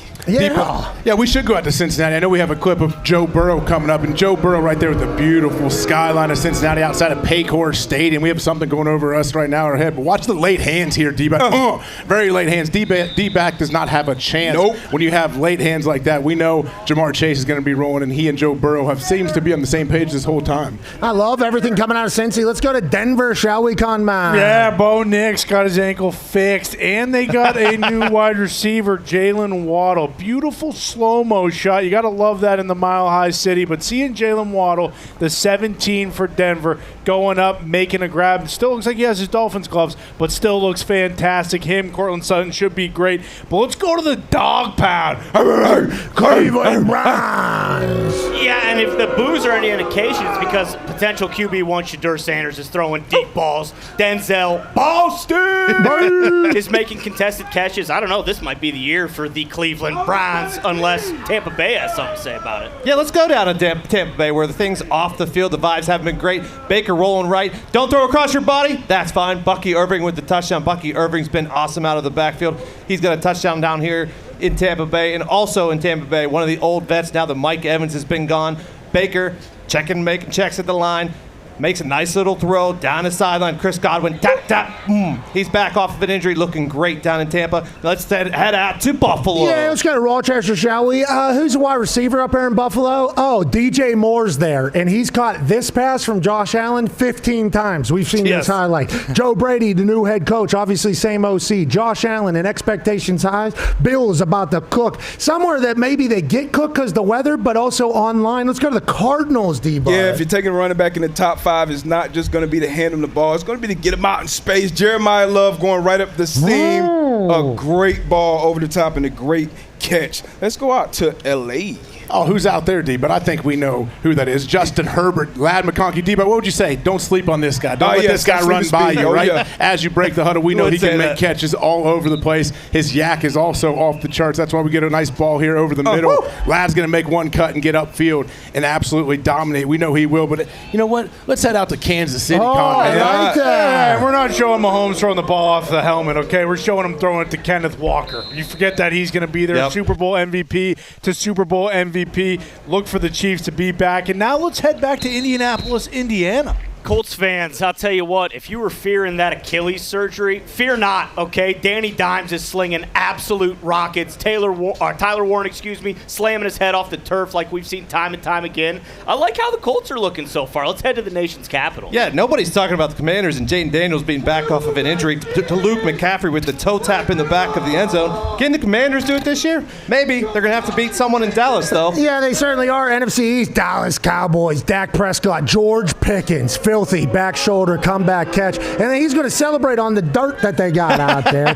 Love the Cowboys. Do we love the Dolphins, D-Bud? Now, people accuse me of being a fan of a lot of teams. I'm a lifetime Dolphin. And we got a new QB at the helm, Malik Willis. Quarterback run, no pass. I don't know how I feel about that, but I love the dance and love the vibes down there. Let's go out to Philly. Yeah, that's right, Hey, what about AJ? Jalen Hurts? We know he's coming to camp looking trim, looking spry. We know this Dontavian Wicks goes up and gets it. Give me that. We know he came over from Green Bay. He's looking for huge things between he and Jalen Hurts this year. Comment, what's happening in Atlanta? Michael Penix just throwing absolute darts back from injury to Zachariah Branch, third rounder who flies. He's been crushing it at camp all year. Went to Georgia, stayed in Georgia with Atlanta. Looks fantastic. He's a hell of a player. But let's go a little further south to Jacksonville, shall we? Yeah, we mentioned in the first hour, it looks like Travis Hunter's put on about 40 pounds of muscle. Jeez. And we know he can do it on the offensive end. Give me that. But is he going to do it on the defensive end again this year? What? But I don't think Both? so. There's just no way. Oh, wait a minute. Is that Travis Hunter bagging an INT? Give me that. Well, wow. Let's go to New York. Are the Jets going to stink again this year? There's a good chance they do have the quarterback of the worst team in the league last year. That's Geno Smith, but they got Garrett Wilson back, and that could be an incredible duo this year. Garrett Wilson with an awesome catch, said that Geno was an unbelievable throw. Let's go out to Detroit, though. Haven't heard much about them, have we? Yeah, let's go up to the D. Garrett just bopped his head off the field. I'm happy he's okay.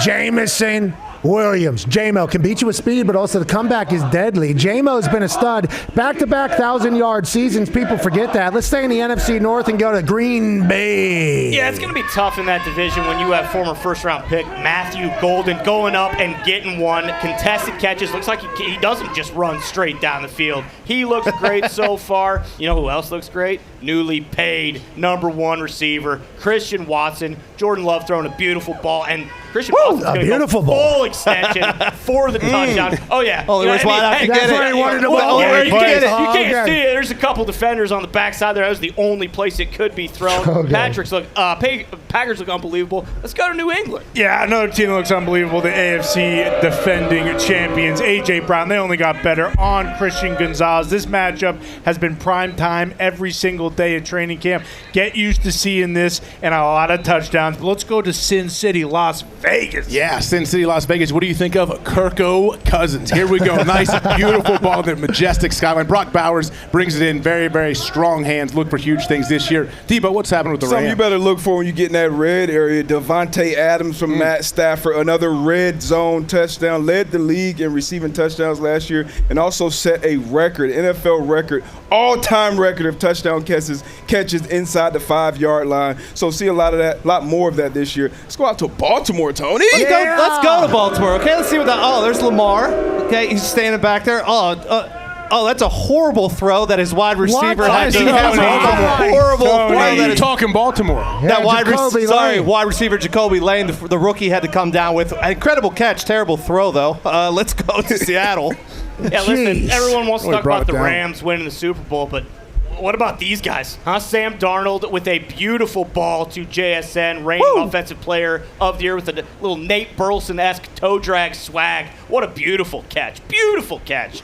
Let's go down to Texas. Yeah, remember Sonic and Knuckles? Where Knuckles is down in Texas now in this vision. Love to see that out in space by 3-2. And somebody else is back too. Tank Dell. C.J. Stroud's a big year for him. Big year for this offense. He adds a level of electricity to this offense. I cannot wait to see him. But stay in the AFC South down there in Tennessee. Yeah, Bob Solids boys. They look fantastic. Cam Ward throwing an absolute seed to Wan'Dale Robinson. He came over with Dayball from the Giants. They're working on their connection. They look fantastic. Tough times in the AFC South for the Colts. Maybe, I don't know. But let's go up to Minnesota, shall we? Shall we? Yeah, Minnesota. Kyler Murray locked in a QB battle with J.J. McCarthy. He completes a nice deep ball here to Justin Jefferson over the middle.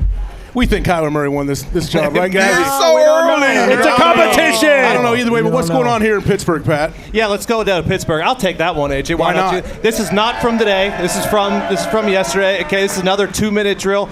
Defense won today. Oh, who won yesterday? That's 8-88 up the seam. The Muth for the back shoulder touchdown. Oh, it looks like both sides of the ball are good, don't they? Let's finish this thing off. Dahn in a bayou, Pat? Yeah, were we supposed to end this with an interview with Chris Olave? Yes, that has been pushed to tomorrow. Tyler Cooper Shuck, 26 years old in his second year, headed to the $93 million guarantee wide receiver Olave. The Saints all of a sudden talking about high hopes, high expectations. Kelly Moe, an absolute dog. Shuck can spin it. Is this it for the Saints? We shall see. Olave just got paid. Good for them. And that's a highlight from every team in the league. Hey. Oh, yeah, good work, boys. Let's talk about two guys that play for this particular team in this particular league and in this particular franchise and city. These two will be remembered for absolute ever. One of them obviously has family associated with the Steelers. The other one has family associated with the number one booth for CBS now. Number one booth. Yeah, he's the number one booth for CBS. Yeah, this guy's brother. Ladies and gentlemen, make some noise for TJ Watt and Cam Hayward. Lads. Oh, I like that. He's eating the jams right now. The lads love you. The lads love you. The lads love you. Hey, congrats on the big 2-minute drill win. Is that great? Is that great? Yeah, of course. Yeah, it's good, isn't it? It's great. Yeah, that's really good. Oh, I forgot JJ's an investor, too. JJ is an investor. I think there's a chance TJ is I'm getting in. I'm getting in. Yeah. Grapes coming August 17th, TJ. August 17th, TJ. Lads, good to see you. Obviously, thank you for everything you've done for the city of Pittsburgh, how you represent the Steelers, and obviously congrats on another year for both of you. Okay, let's talk about that. Appreciate it. We're obviously very thankful for that.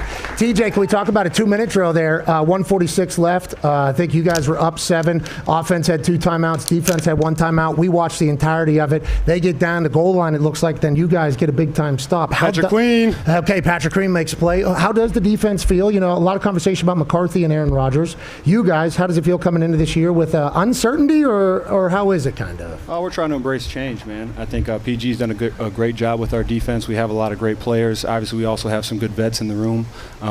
It's tough running those 2-minute drills when you have an offensive coach. You know, some flags will start getting thrown. There's never a sack. Yeah, there's never a sack. Not allowed to do a whole bunch of stuff, but anytime we can win, it's huge for us out there.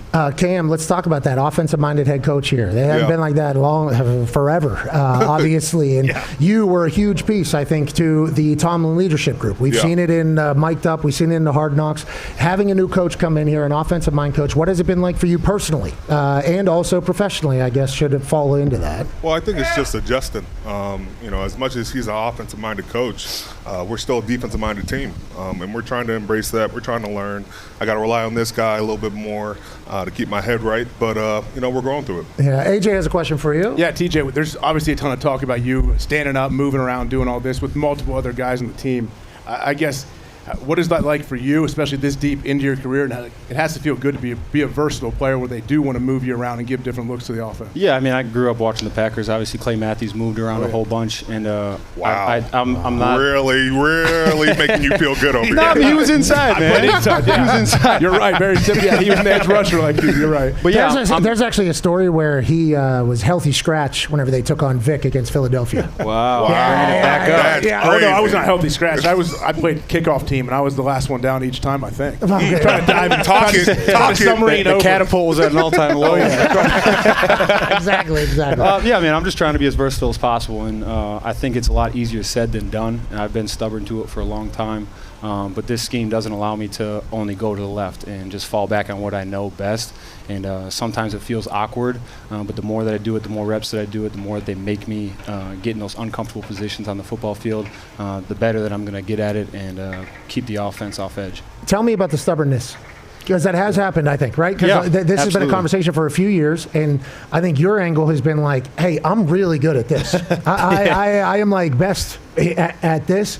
Having to, you said the scheme doesn't allow you to be stubborn or whatever, you're going to be forced to get up there. But what has that been like for workouts? What has that been like for mental? Like, have you talked to others that have done it in the past, like Clay? Like, how have you kind of attacked it? Because I think you've always said, I'm really good at this. Exactly. This is what I should be doing. I think you've almost humbly said, why are we going to be putting me into these positions? Now you have to do it. How have you focused and attacked it this offseason? Just trying to embrace it, and in the individual periods, start on the right side and then do my stuff on the left side last, because I know that that's more natural to me. It's tough because I never want to waste a rush, you know? Like, if I'm on the right side and I have a bad rush, I'm like, damn, if I was on the left side there, I would have had a sack, you know? So it's hard to adapt. But as I get older, as we try to affect the offenses as a whole, you have to grow, and the only way to grow is to continue to listen to where you can get better. And can you catch? Back over to this side. Can I catch? Come on. Back over to this side with Cam. But I'll just say this: like, as much as he's on the left, that makes all of us step up on the other side too. Like, it's not just him rushing; it's a group effort. So if he's on the left, right, we all got to win our one-on-ones. Yeah, and TJ, I just didn't know if you could catch. I didn't know if you were worried about being out in open space a little bit. No hands. Not at all. I believe you're one interception away from being the second player with like 110 sacks and so many. Yeah, with Julius. You and Julius Peppers, yeah. Is that good or no? Pretty good. Is that good? That's great compliment. It's for you to say. It's great. D-Bud has a question. Obviously, we know it's a big change with Mike McCarthy being the head coach. But what's been the first impressions, I guess, for both of you guys with Patrick Graham, the new defensive coordinator? I was with him way back in New England. But what's been your guys' first impression, obviously in the meeting rooms, in front of you guys, then out here on the field? Well, he's trying to bring that Belichick era back into it. And so he's been telling us a little bit what's been going on in the past. He has a wealth of knowledge, too. So, it's not like it's anything new for him. And we're just trying to marry the two defenses we've had in the past. So he's been open to it. We've been honest. Like, every time we're on the field and off the field, we're just communicating to get through all of our different checks, all of our different looks. But he's fun with it, too. It's been really cool, and, we're just growing every day. He wants us to not be robots, but at the same time not mess up the guys in the back end. You know what I mean? I'm trying to be PG with it, but I think he brings great organic energy. He's not trying to be something that he's not. We clap it up at the beginning of every meeting, and at first we kind of looked at each other a little sideways, but that's just who he is. Yeah. And he brings that energy. He wants the best for you. He's going to let you take those chances if you know what you're talking about and you do your film study. And I think we're going to do some great things as defense this year. TJ, much like me, AJ, and D-Bud, it does feel like you're a big rah-rah guy. You love the rah-rahs. Yeah. You got to hear his speeches. Yeah, just like vets in the NFL, basically. I think we all kind of get to a point, and I'm putting myself in there. You guys have played a lot longer than me, but it does get to a point where it's like, all right, this ain't youth football anymore. So the clapping thing, I assume that was a shock. I assume that was. I think he just started clapping this week. Yeah, thanks for coming around, Cam. Buy it. Hey, let's act like. What do you guys? Are we right-handed clappers? Left-handed? All right, let's go. Yeah, let's go. Let's go, Cam. Here we go. Come on, Cam. Let's go, Cam. Here we go, Cam. That's it. Learn it, Cam. I like that you're buying in. See that? Hey, old dog, new tricks. It's happening right here in front of us. I can't wait to watch it on the field. Tone has a question. Cam, this is for both of you, but Cam, there's a highlight. I think it was like 3 years ago. You were 80 yards down the field against the Chargers, and we never want to see that. We never want to see that again. And I was talking to a certain long snapper on your team.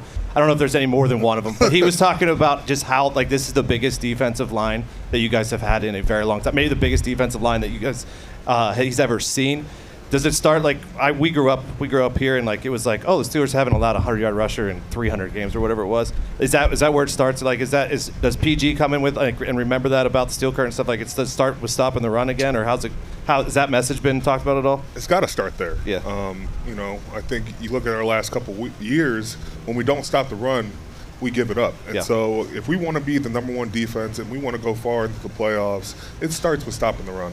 And we've just been preaching that day in and day out. You got big guys like Dahn, you got Keanu Benton, Y.A. Black, you added Sebastian Joseph Day, myself included, but we all got to stop the run. It's not just the D line, but they got to stop the run. Our corners got to be a part of it. Yep. It's a group effort, and when we do that, we kick a whole lot of ass. Mm-hmm.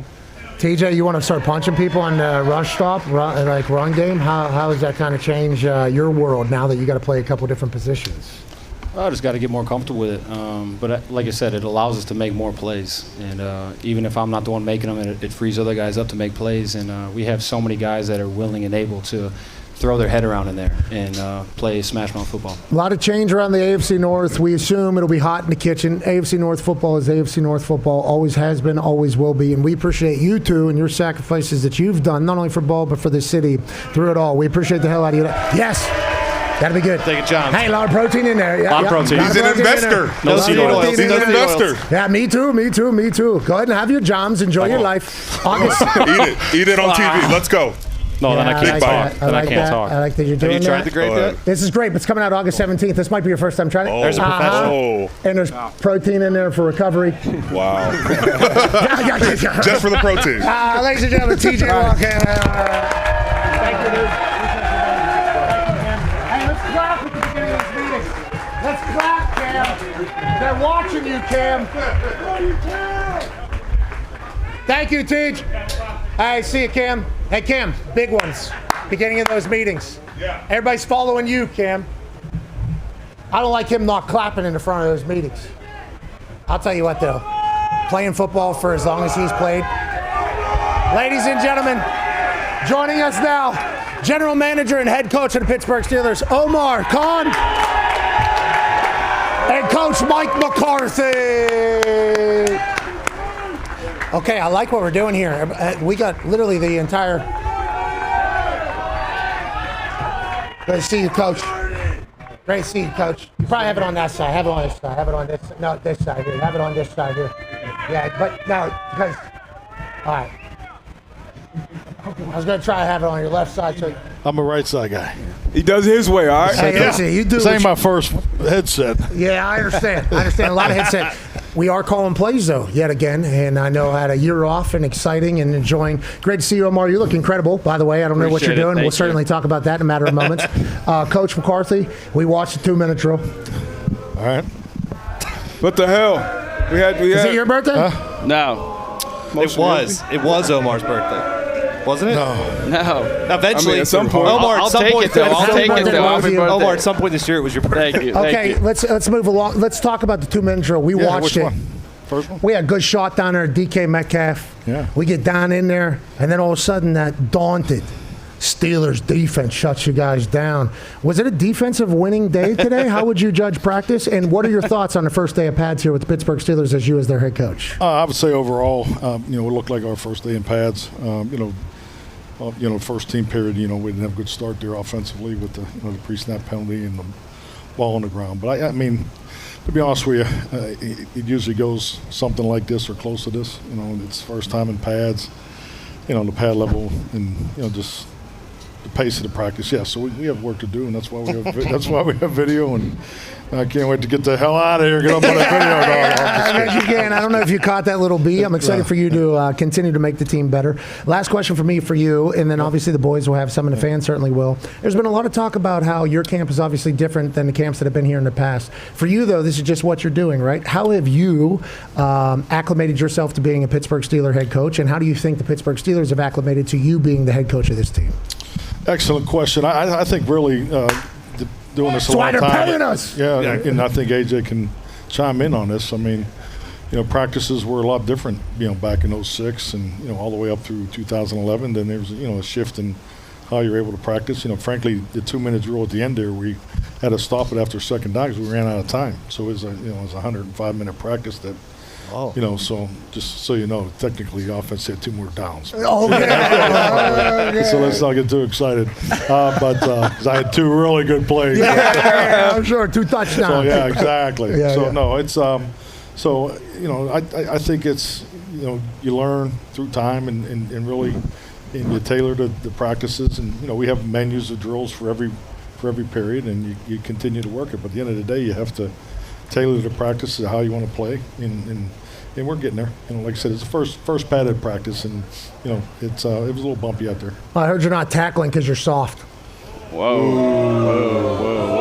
That's what I didn't say it. I'm just telling you what I don't care what they say about you. I think you're a good guy, too. I kind of like you. It's hard sometimes, but... You know the gimmick. No, but you coming out and saying there's no tackling, there was obviously a reaction. We saw somebody go to the ground. We saw some thumping today. Yeah. For you, the big deal is we're definitely going to be physical. Got a lot of vets on this team, though? Like, what is kind of the mindset? I mean, to be honest with you, it's just trying to lower the risk for injury. It's you don't want to be on the ground. It happens, but... so we're not taking the ball carried to the ground, so that's really the difference. Everything else as far as the individual drills, the combo drills, the group drills, I'm sure those will all be similar. I love that you came out and said, we're going to have a physical football camp. I mean, what are we even talking about here? We're just not taking Yeah, I'm not asking T.J. Watt to take Rico Dowdle down to the ground. Yeah. Okay, sue me in this entire thing. Obviously. It's a good business decision, don't you think? Yeah, I'd say. But now, if nobody can take, if T.J. Watt forgets how to tackle, it's on your ass. Yeah, that's fair. Okay, all right, sounds good. Omar, last question for me, for you, and before the boys have them. You piece this team together, a lot of veteran spots. Obviously, you draft quarterback this year, goes crazy. You bring in some people. How did you want to separate this particular team from maybe Steelers teams of the past, or is it still the same mantra, same type of guys, even though Coach McCarthy's head coach now? Yeah, another good question, Pat. Yes! You know, the standard. You're on fire, dude. The standard's been set here, so for us, it's just really trying to continue what's been done here before. You know, the 6 Super Bowl championships, right? And we're trying to get a 7th one, and you know, just really trying to stick to the standard that's been set here. Tone has a question for you. Yeah, I do, Omar. So, like, when you come into a camp like this, and are you more focused on the rookies that you just drafted? Are you more focused on Rico Dowdle and Michael Pittman and all the guys? Like, do you watch those guys, or do you tend, like, to notice that you watch those guys more because you just brought them in, you don't know them as much when you're watching practice? 100%. You know, I sit here saying we're going to watch them all the same, but obviously early on you try to take a closer peek at those young guys and the new players that are here and the players we don't know as well, maybe as the ones we had, but certainly that happens. Yeah, and then, Coach, I wanted to ask you, so obviously the last two years, Fatanu and what's the right guard?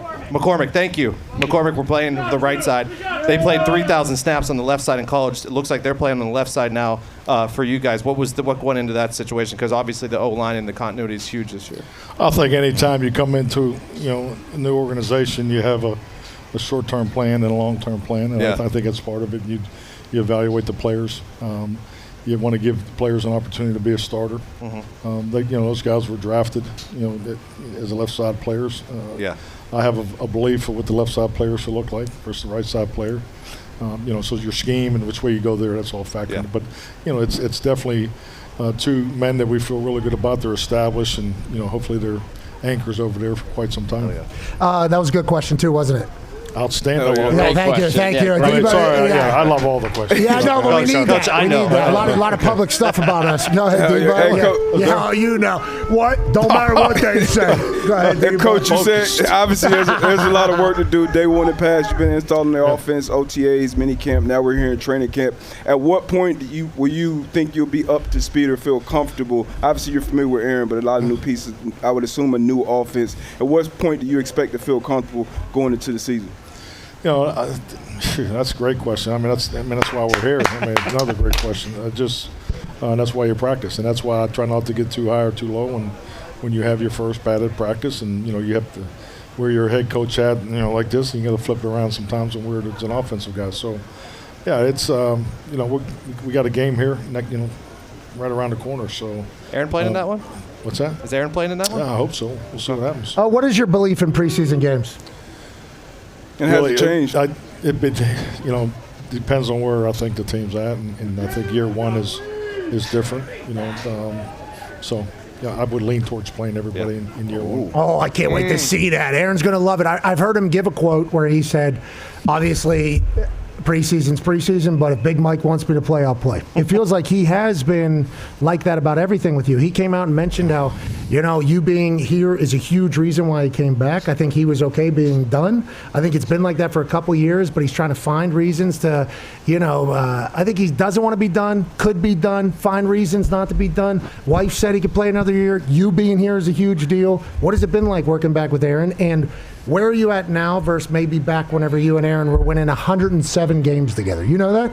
You guys have the second most amount of wins between a head coach and a quarterback together. Patrick Mahomes, Andy Reid, obviously number 1 with 112. You two 107. Sirianni and Hurts 62. Has it been like picking up like the old days, offense and everything, or how has it been between you two? Definitely. It definitely was like picking up where you left off. But a lot of it is just nomenclature and terminology change and just getting in tune with that. But and going back to the first part of it, do you play Aaron and every quarterback that I've coached as a head coach, they all want to play. Favre, Dak. They want to play, but it's really the combination of guys. And where do you think you are as a team? But then the flip side of it is, those young guys can't play enough. We got 2 young quarterbacks.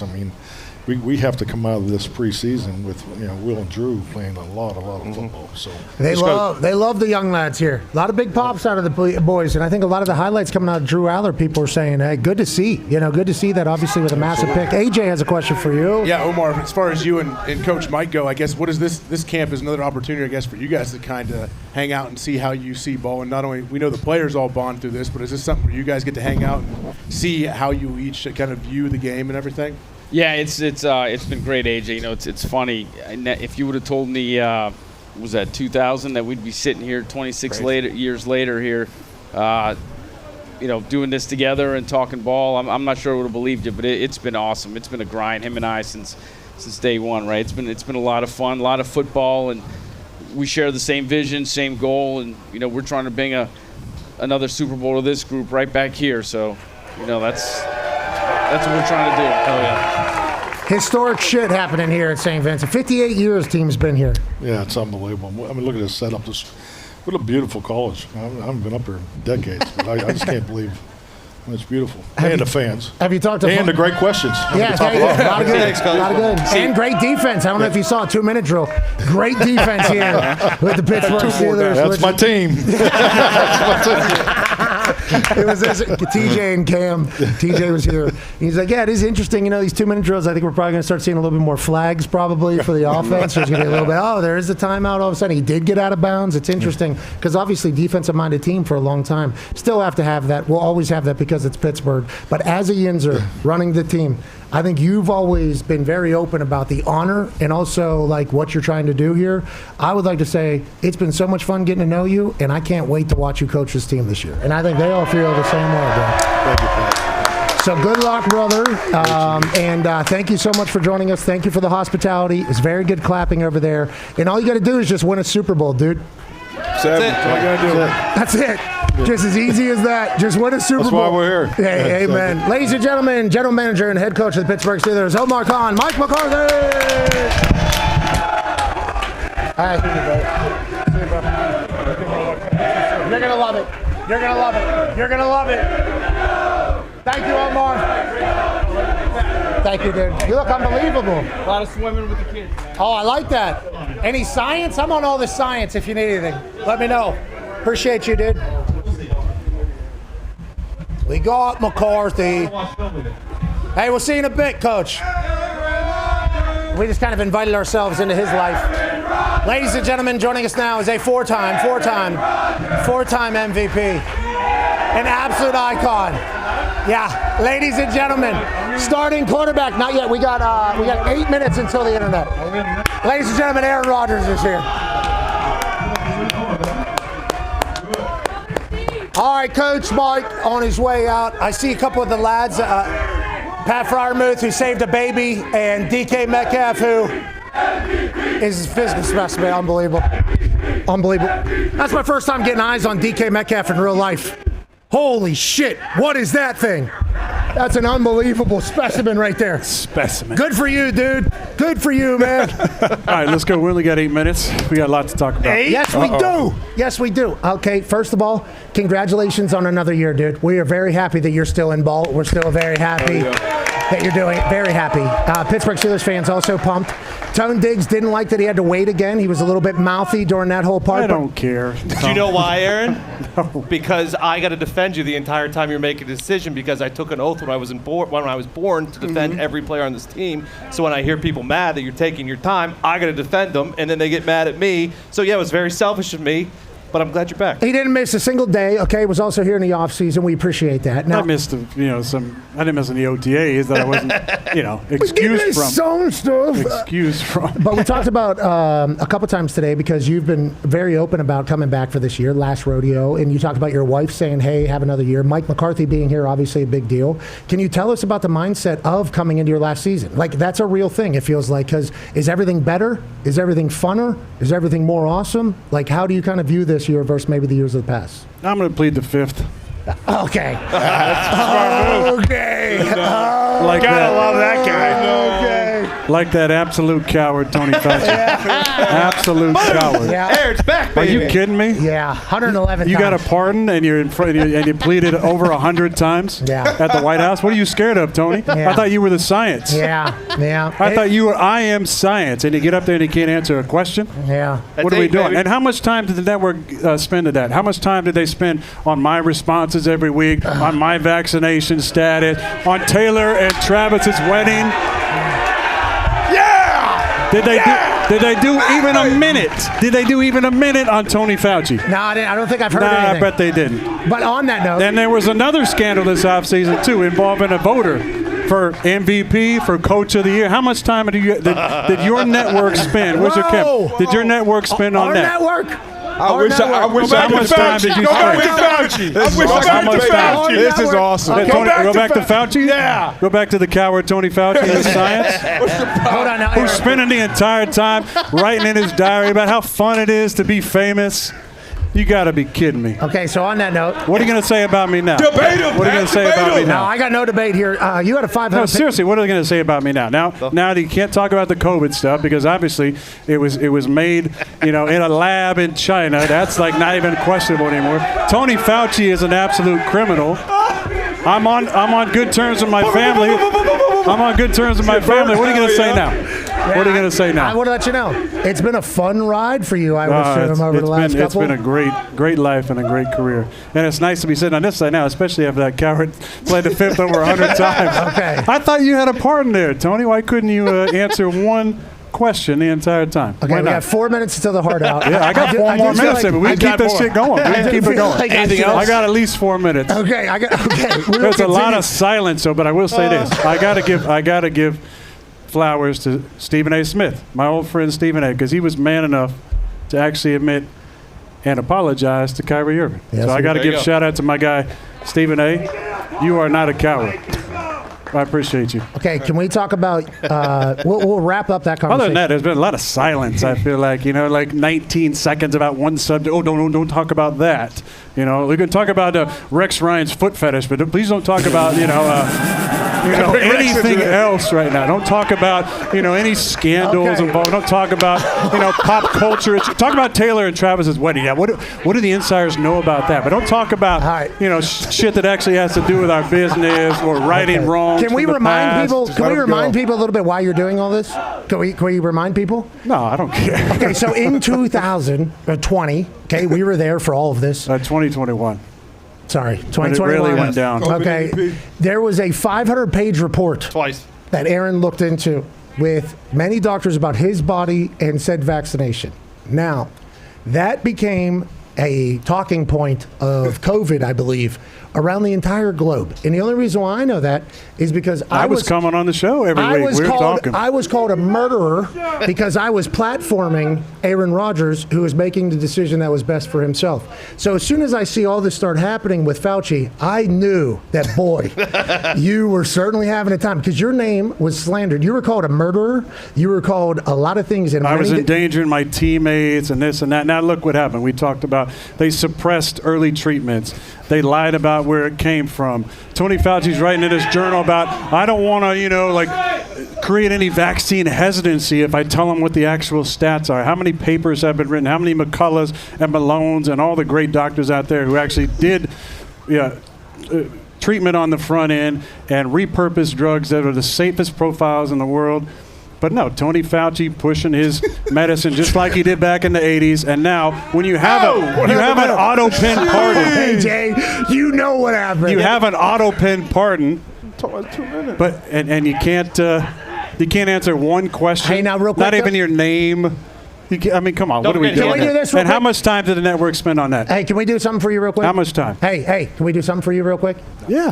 Hey, way to stand on your truth throughout the entirety of that thing. Oh, I feel honestly. great about it. Congratulations. Yeah, you should. I feel great about it. Congratulations. I told you I'd be on the right side of history when I had that mustache that we were in New York.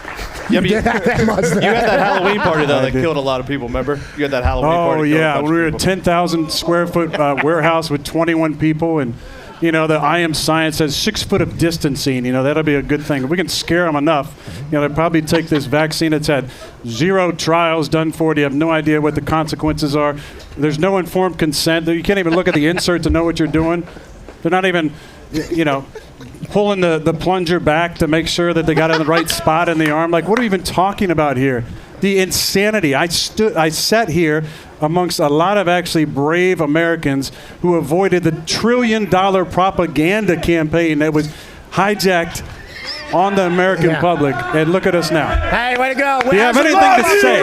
Do you have anything to say? We will be back tomorrow on TV, live from Indianapolis. That's MVP Aaron Rodgers. Okay, good. And now we're digital. Now we continue. Now you can really let it go. Now we will continue. I want to let you know, good for you, man. Yeah. Just because of everything that was said about you for years and years by a lot of people, man. There were some powerful positions coming out saying you were the worst person on earth. Remember 8 Mile, right? In the last rap, you remember what he does? Yeah, against Papa Doc. He basically said, "This is all the shit you're going to say about me," right? Yeah. It's like all these different narratives. He's this, he's that, blah, blah, blah. His family hates him. He's a murderer. He's endangering old people. All the bullshit over the years. Like, just keep it 100. That's all I'm saying. Just keep it 100. I'm not taking this fucking victory lap. Kinda. It's just like, I think we should kinda. Then start it. Kinda. Yeah, it feels like you kinda should. Now, on that note, seriously, come on. What We got are to we worry even about talking ball about? at some point. But on that note, I am very thankful that you are having this experience that you're having because, boy, it got real loud. You were a very terrible person. Years. I mean, it was, and I was the reason why I know this. I was next to you What in is the those network mentions. doing? Like, you have literally an individual that maybe used to work at ESPN that covers our league at the highest level, and there's a major scandal, and it's just like nobody can fucking talk about it? What are we even doing personal here? lives are personal lives. I feel like you of all people should know that. But I understand, but if it's affecting certain things, if there's leaks going on, if there's tampering going on, if that person is also an MVP voter and a Coach of the Year voter. Remember when I won MVP in 2021? Yeah, how and about that bum in Chicago? Yeah. Yeah. That's real life. Like, how are we allowing these people to have an impact? Pornhub Arkush is what we call it. Kush, I remember that name. Okay, so on that note, good for you, man. Hey, actually. That maybe 8. I told these boys I was bringing it today. Did you tell Bert that? Bert loves it. Yeah, Bert loves it. Dude, if you just go back and search Aaron's name, and you should take this in. You should take this in. Yeah. But there's probably some, oh, definitely. courageous individuals back there. Okay. So I was about to say, there's no need to bury anybody back here. No, and I said there's some courageous individuals That's back all there. you do that. Because there was a lot of enemies of yours, man. And once again, I would like to say, the only reason why I know that is because you have the ability to disappear from the internet, and I think you get updated on everything and you see everything. Man, I'm on there every day. I don't see everything. I get updated on certain things. Now Bert's my update. He'll tell me, hey, this guy thrashed you, or this guy said this, or be alert for this, Okay, so can we talk about some of the things you mentioned there that they can't kill anymore? Whatever, yeah. You being back with your family, awesome. Yeah. Hey, let's go. Great. Go, It's Rob. both sides. Obviously, it's both sides. A lot of people publicly have killed you for this entire thing. We have always said, like, hey, Aaron also has his side of this entire story for the fact that that's going to come together. And now, honestly, the reason there was a schism and the reason we're back together is nobody's fucking business. Agreed. And I gave a little glimpse. And I'm not going to do, I don't even really post anymore. I posted our trip in Idaho. The previous post I posted before that was from the Malibu trip the year before. I'm not going to be posting a bunch of stuff and blowing it up. I just wanted to give a little shout out there. I mean, and a shout out to little Jack and Evie as well, watching. They're probably not watching right now. They're probably napping right now, let's be honest. I love that. But my little niece and nephew, was great to see him. But yeah, it's good to have a full circle. There's been a lot of full circles this past year. But, yeah, people don't know and they shouldn't know. It's not their business. Yeah, but we do know you're back. But there was a lot of conjecture because I'm the darkness guy and I'm the COVID endangerer guy and I'm this and I'm that. And in the end, all I'm saying is yeah, there's been a lot of that. Yeah, there's been a lot of that. And on that note, do you think that's going to make you play great ball this year? Because I think it feels like you're a pretty free individual right now. Not that you ever weren't, but it does feel like vibes pretty immaculate around Aaron Rodgers. I used to not really care. I care even less. I'm going out after this. I'm not going to be out there doing a podcast, chasing down. Whoa. We might. Come on. Every now and then. Chasing down weird-ass parties on the East Coast and wearing white. I'm not going to be doing any. Yes. I'm not going to be doing anything. Yes. I'm going to be. You're not going to be a goofball fest? I'm going to be out of the light. So I might as well get a couple in. I don't get to do this show as much as I would like to do, I think, from time to time. So especially when I get a chance to get after that gutless organization you have to be connected with. Oh, jeez. What, the government? I just don't care anymore. Okay, we like that. I love it. Feels I like cared a little bit now. I don't care at all. No, we like that. I think it's going to be good for the football. All I care about is getting out there on that field and playing my best ball. Okay, so let's talk say about whatever the hell you want about me. I don't care. Okay, so let's talk about that. Mike McCarthy, obviously, head coach and offense coordinator calling plays. You guys have won 107 games. Obviously, it's spectacular, you two together. Feels like mentally you are at a point where you're about to go play your best football. Does it feel like you're right back in to the offense that you had 10 years ago, or how many years ago? No, there's been some tweaks for sure. There's been some tweaks. Oh, I thought they were talking about what I just said about Fauci. No, that's our lower third. They probably are. They love to see it too. Yeah, if I guess, I'd assume that is the case. But how has it been with I Mike? love being back with Mike. I mean, Mike and I have a lot of history together. You know, we were different places when he first came out in 2006 to Green Bay. But lots happened between then and now. We're laughing about because, you know, he was my age when he took the job, I believe, in Green Bay. And he just had Alex, his oldest daughter. And now, you know, he's got the two boys. On Jess's side, he's got two beautiful girls who are like almost all the way grown up now. It's pretty wild to see, but it's fun to catch him at, I hope he would say the same, catching me now. I think I'm a little less intense in some of those meetings. In some of the meetings, you know, I'm a little more, you know, I don't, like I said, I don't care. You know, let's say whatever I want. What are you going to say? Yeah. Gutless organization. Whoa, jeez. On that note. No integrity. Mike McCarthy feels the same way about being with you, I believe. I believe he is. Look at your hair, by the way. That's nice. I know it is. Long in the back. He's growing Really it back, cool. like Yeah. the old school Packers did. He actually has a question for you. Yeah, how you doing? I'm great. Man. I'm doing great. As a human, like you're doing great. It I seems am like doing it seems great. like you feel good. Yeah, I'm doing great. We had a great time in Idaho.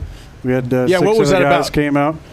Just some good team bonding. It was a lot of fun. You guys, I saw you took pictures smoking did cigs. a lot of man stuff. You know, had a lot like of man cigs in your stuff. hand, a lot of man stuff, dude stuff. Like yeah. I saw you riding horses, dressed. Yeah. You got some wardrobe. Yeah, we had shot some guns, did some fishing. We had a good time.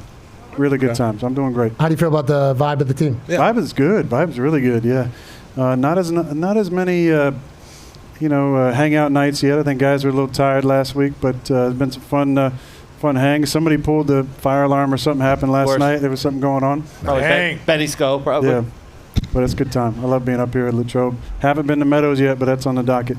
Okay. You do love ice cream. Yeah, what's the ice cream? I love Meadows is the ice cream Meadows, place? yeah. It's like a better, maybe not healthier. I'd like to think healthier Dairy Queen. Okay. Where's it at? It's near here? It's just literally right down the next street. to- You You go out haven't the had it back this year yet? You go out the back, right over here, take a left, right, boom, boom, boom. It's right next to You're there. Sharky's. We were there last Right night. next to Sharky's, exactly. Yeah, we were at Sharky's last night. I bet you were.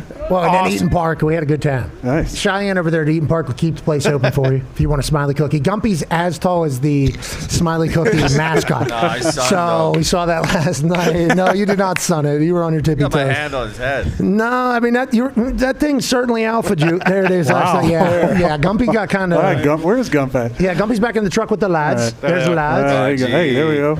Good to see you. Good to see you. Is that Foxy behind the beard? Yeah. Wow. Yeah. Look at you. You coloring that thing? Oh, it sounds like he said yes. No, he's No, not. is he?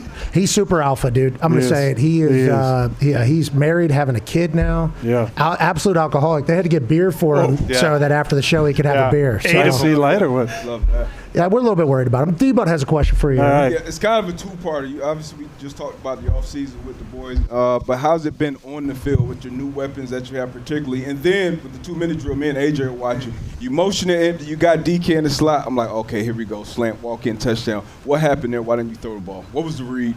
There was a guy on Rico was 12 yards off. I didn't want to just throw it to him. It would have been a walk-in. He wasn't looking. Oh, we couldn't see. Is that what okay, happened? we couldn't see. That's practice. Yeah. That's what I call The practice. funniest tough. part about practice is the first period against the defense is a walkthrough. It's supposed to be an offense-only period. So there's a douche that wears number 90 for us who picked me off the other day. It's a defense doesn't touch the ball drill. Yes. And Did then they he know runs that, or you around. know He's that? getting the crowd. Yes. I'm like, it's a walkthrough and it's an offensive period. What are we doing? And then we're out there. I throw a ball. DK makes a beautiful catch. They're cheering. It's like, no, they're not supposed to. It's not contested catches. It's a jog through period, the first of the day. So If it means anything, if we would have seen TJ pick you off and it would have hit the internet, we would have certainly been like, oh no, is Aaron Rodgers struggling to get Mike McCarthy's offense? TJ Watt in a new role in the defense dropping out. I'm like, it's a jog through its offensive period. What are we doing? That time of year. That's football, baby. Yeah. But no, I mean, I think DK had an amazing spring, and he's been killing people. Freiermuth saved a baby, too, the other day. Yeah. He did. How about Great that? work. Yeah, Freiermuth. Yeah, baby Pat. Freiermuth saving babies. But that's Pat in a nutshell. He's got great awareness. You know, I hit him on a seam, a back shoulder to end practice a couple of days ago. Yeah, we got the clip. It was a great touchdown, especially in the red zone. That was actually a live speed drill. Oh, it looked like he was wide open. Through. Yep. How is the chirping between offense and defense? There's not much. Today was the first day of pads. There's like a couple guys who you can tell are newer guys. Like I feel like Jaquan Brisker is gonna talk a little bit. 51, he got paid, and I thought once he got paid, he was gonna settle down and stop all the shenanigans at practice. That hasn't stopped. We love Urban. We love that man. He's a Wisconsin guy. Yeah. Ooh, Stu. Tone has a question for you. Yeah, Aaron, I'm looking at Pat and I'm looking at DK, and you have Darnell, and you bring over Michael Pittman. That's a lot of big bodies. How do you feel about big body wide receivers? Is that more contested catches, or how do you feel? Because Roman obviously is smaller. He can create separations. But how do you feel about the room as a whole? I like the room a lot. I like the size of our guys. Obviously Darnell is the most athletic 300 plus player in the league probably. Yeah. But I think those two guys, when you're talking to them, they really like what we've been doing in the installs and the offense, and both of them have been making a lot of plays. I really love their work ethic and their attitude. I think that's the most important thing, setting kind of the standard for the room. Roman's grown a lot. I think he's done a nice job in the spring, and he's had some plays as well.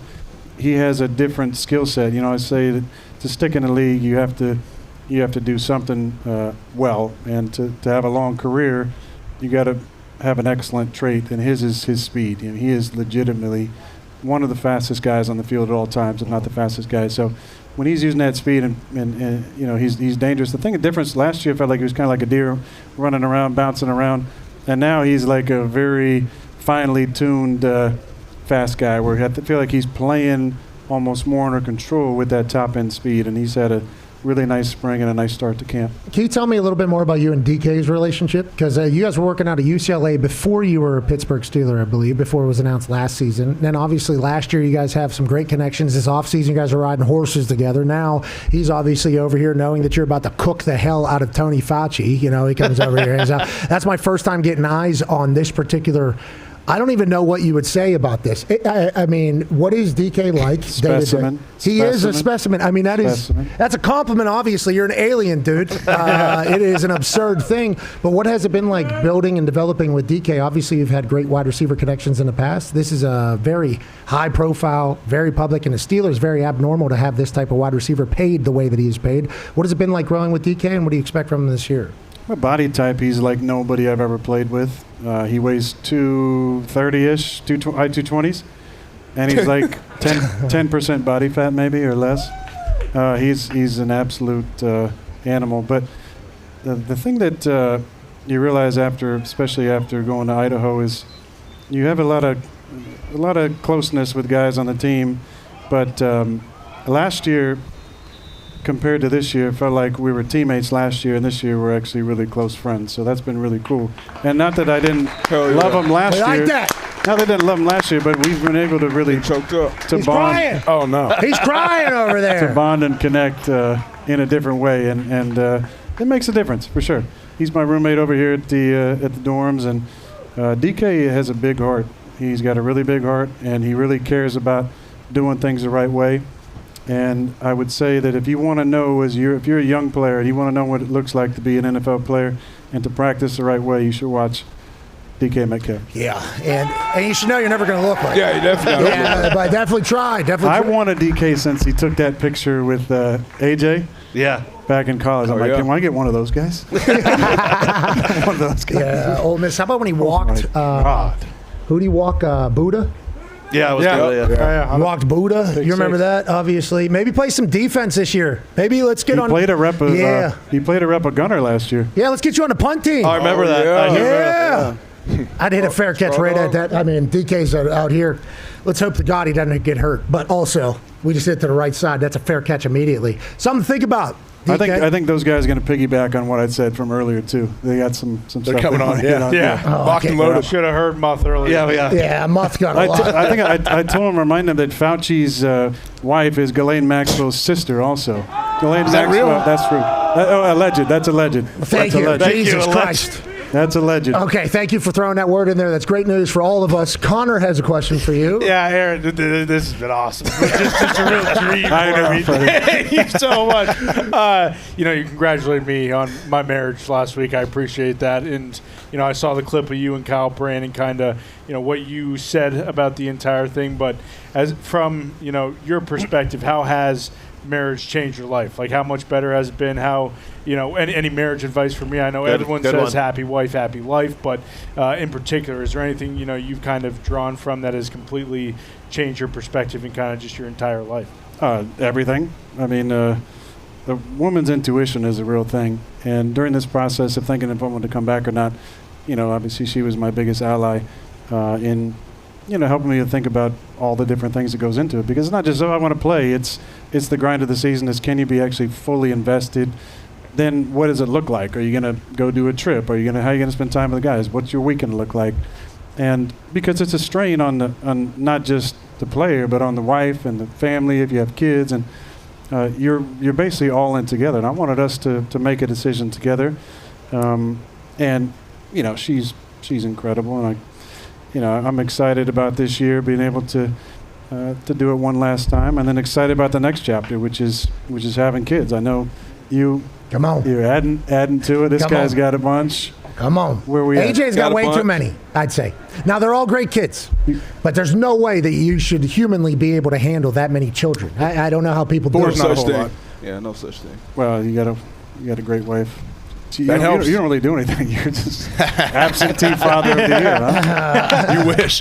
I actually overcommitted. I'm helping coach three youth football teams. So, yeah. Good for you, man. But yeah, Good for you. I will say the kid thing is crazy because perspective changes, but it sounds like you're saying the same thing because you've gotten married to the person that you think is perfect for you. Yeah, I mean, you make a lot of poor decisions over the years with, me. I've made a lot of poor decisions with previous partners over the years. And then you meet the right person for you, and you go, God, I was a fucking idiot. Yeah, I can imagine. Yeah. Now, super private with this, though. I mean, we're talking about it right now, obviously, because a lot of big decisions have been made, but it's super duper private for you. And I feel like that's very different than every relationship you've had in the past. That's on purpose, I'd assume? Yeah, I'm not forced to write these, horrible Instagram posts. And, when I'm laying next to the person, I got to give them a birthday shout out and a Valentine's Hold shout on. out. On that note, I'd like to say happy anniversary to my wife and also happy birthday to my wife. Very, very nice. I'm not judging any of that. Anybody does, but I don't like doing that shit, and I never have to do that ever again, thankfully. Yeah, well, I'm just saying, I feel like we're all very happy for you finding your person. Yeah. Yep. Happy that you're having this freedom. Happy you have the mindset of your last year, because I know there's been a lot of questions for like the last 5 years, I'd say, probably. The last 4 years, maybe? Yeah. Is that right? After 22, yeah. So probably 4 years you've Then had I got questions. hurt. But now you have an actual answer. And I was on that other team.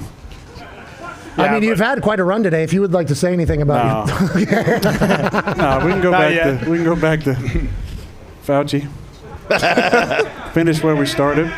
Okay, on that note, you have a lot of teammates that are vaccinated. That's good heading into the season. A lot of people had probably fake vac cards back in the day, too. Not me.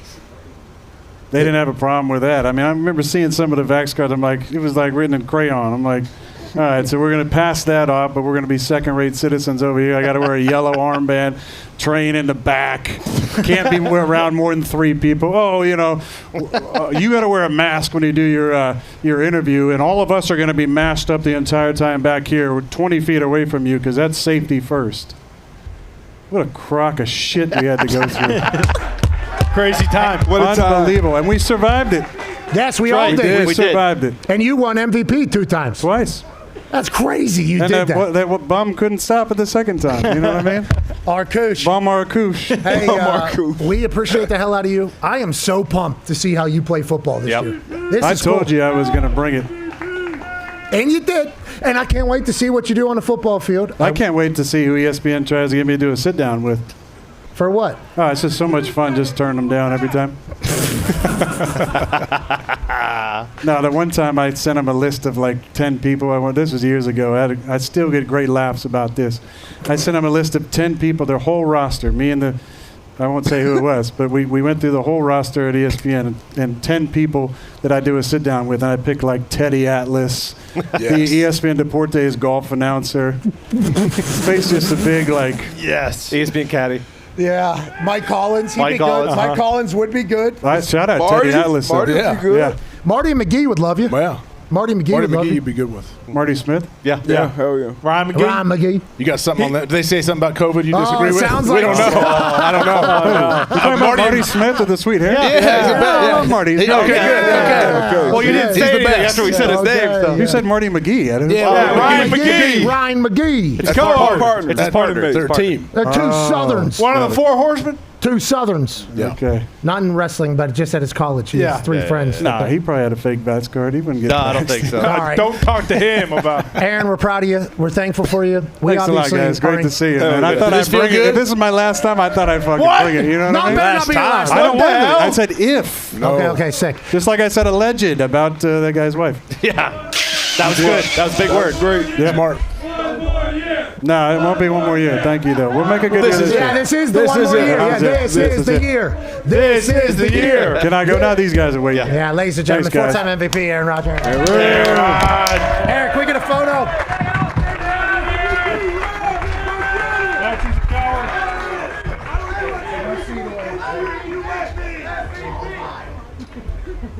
Aaron, I didn't expect that at all.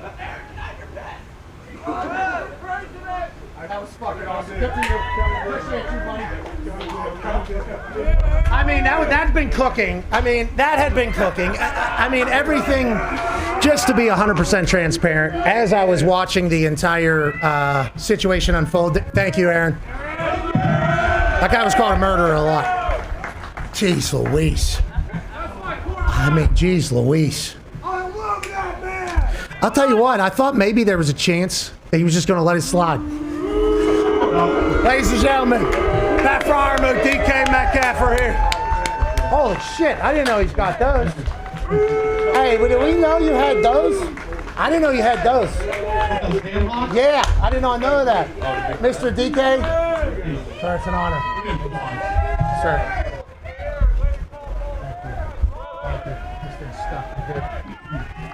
Mr. Metcalf? Yeah, follow that up.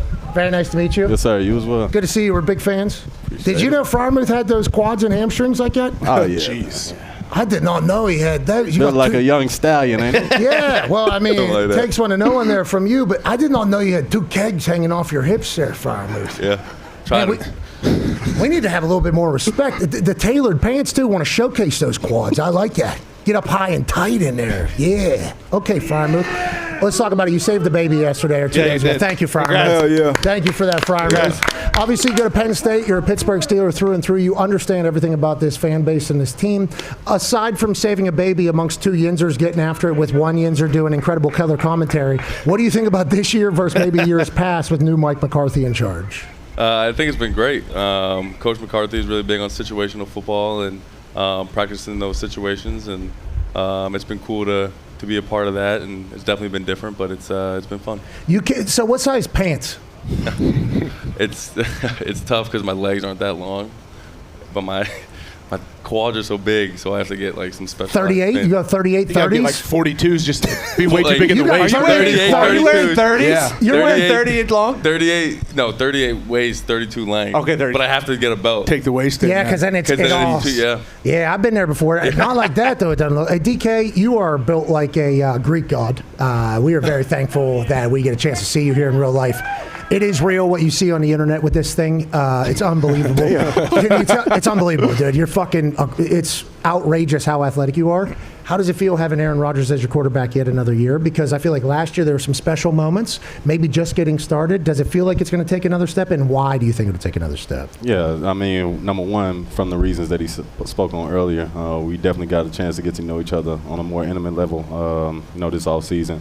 Last year we were still like teammates. I didn't want to mess up. He didn't want to mess up. We were just like not on the same page a couple of times, but is going to be special this year. So you're on one horse. Yep. He was on another one. Benny Sco's falling off his horse back here. And Big you're like, Pitt was on a one. okay, because he's actual farmer, by Yes, the sir. way. Yeah. Pittman, actual farmer. We will definitely get into that. The conversations you're having about life out there in the middle of Idaho is kind of what happened. And do you wish you guys would have done that maybe earlier? No, I think it happened at the perfect time, right before training camp, so we can all go in on the same accord. We know what we came to do. We spoke on goals, spoke on family, spoke on what we got to get better at, spoke on life, and shit. That's all I need to hear from somebody. Were you smoking cigs out there? No, Were you smoking cigs out there? Man, it's just a picture, brother. I was about to say, if you We look know like we're this, you throwing ain't it back. smoking cigs. I was about to get into it. AJ has a question. Yeah, Muth, I guess for you, we hear all this talk about Coach McCarthy's level of detail now. What does that mean? Like, what does that mean for you as an offense? Just the route depth, what kind of angle you're taking on your release, what leverage you're attacking. If the defense does a certain thing, what are you going to do to Is it just adapt? heightened under Coach Mike, like in the staff? Yeah, it's awesome. It's really cool. AJ, do you know he had these? No, this is actually scary to It's see how big your alarming. legs are. You guys are both complete freaks, but like the power. You guys aren't even humans. Yeah, this is disgusting. What's going on? I played in the right time. Yeah. I couldn't play it anymore. I couldn't play it. I don't know if I could block you, though. smokes. I don't think I could block I wouldn't. you, but- I would run away from you. Trust me. I'm not taking you on. But Well, geez. and Darnell Washington exists as well. No, that's what like big. You guys coming off play the against bus. these dudes. Come on. Big team. Everybody. Pittman's a giant too. It feels like you guys got studs all over the place. Most amount of talent. I mean, your Seattle team's had some absolute. Feels like you guys got a lot of talent on this offense. Oh, Feel yeah, good going into the year with what's possible. Yes, sir, for sure. What are the goals? Hey, we'll be the best offense in the NFL, or we'll just do whatever the hell we got to do to win. I mean, whatever we put out there on the field, I think is going to be the best. So. Great answer. Yeah. Hey, that was a good answer. Sweet teeth too. Are those? Is that in your tooth? Yes, sir. How? So that's there forever? Yeah. God, I need one of those. I need one of those. D-Bud's got a question for you. Recently, we watched Adam Thielen. I think he was on ESPN or NFL Live, I believe, talking about kind of the anxiety. And you already know what's coming. The anxiety that kind of comes with playing with the quarterback or playing like Aaron Rodgers specifically with the signals and all those type of things. I know that takes time, but now going into year 2 for both of you guys with him, how much has that changed? How much more comfortable are you now with 8 back there calling signals, pre-play? I mean, a year under our belt, we know what to expect. Like, we know he's going to look at the defense, give a hard count, go through his progressions and everything. But main thing is we ready for it now. Yeah. Last year it was just like, all right, he may give us something. Let's go line up and run the play. But no, it's all eyes on 8 right now. Gotcha. How does it feel with Mike McCarthy in there? Does it feel different a little bit? How different does it feel with him? Because there's been some offensive coordinator conversation around Pittsburgh for since Todd Haley, maybe? Since Todd, yeah. I'd say probably since Todd Haley, there's been convos. How does it feel with Mike McCarthy leading the team, Fryermuth? It's fun. He definitely, him and Aaron are always on the same page and seeing eye to eye, and it's definitely a lot different offense than Pittsburgh has seen in the past, which is exciting. It's great. What does that mean? Since 7 was here? Yeah, since 7 was here, actually. It's going to be good, somebody said back here. It's unbelievable. I don't like that they did that. Tone has a question for you. One of my favorite things from last year, probably not your guys' favorite thing, Aaron would get so visually mad on the field all the time. But, I kind of love that because there was a lot of younger quarterbacks before that, so there wasn't, a lot of responsibility that was being taken account for it. Do you take that personally when he's yelling on the field, or is it just something you go to the sideline and fix really quickly? How's that work? I know you want to be perfect, especially for somebody like that of his caliber, one of the best to ever play this game. You want to be perfect out there on the field to where he trusts you to come back to you again and again and again. To where that, like I said, man, you want to be perfect for him so you can get the ball. It did feel like it was directed at 88 quite a bit. Most of the time, a lot of the time. You ain't hear from me, but I'm joking. What year is this for you, DK? 8. Wow. Old man, though. Oh, hell no. I'm a fried chicken right now. How does Body feel? Is there anything? I mean, we look at you and we see a specimen. We have since we first saw you. I mean, who was it? Pete Carroll took his shirt off, right? Was that the entire? Yep. Was that with you, right? That's how we got introduced to you on a national level. And it's like, holy hell, what's going on there? Now you're 8 years into it.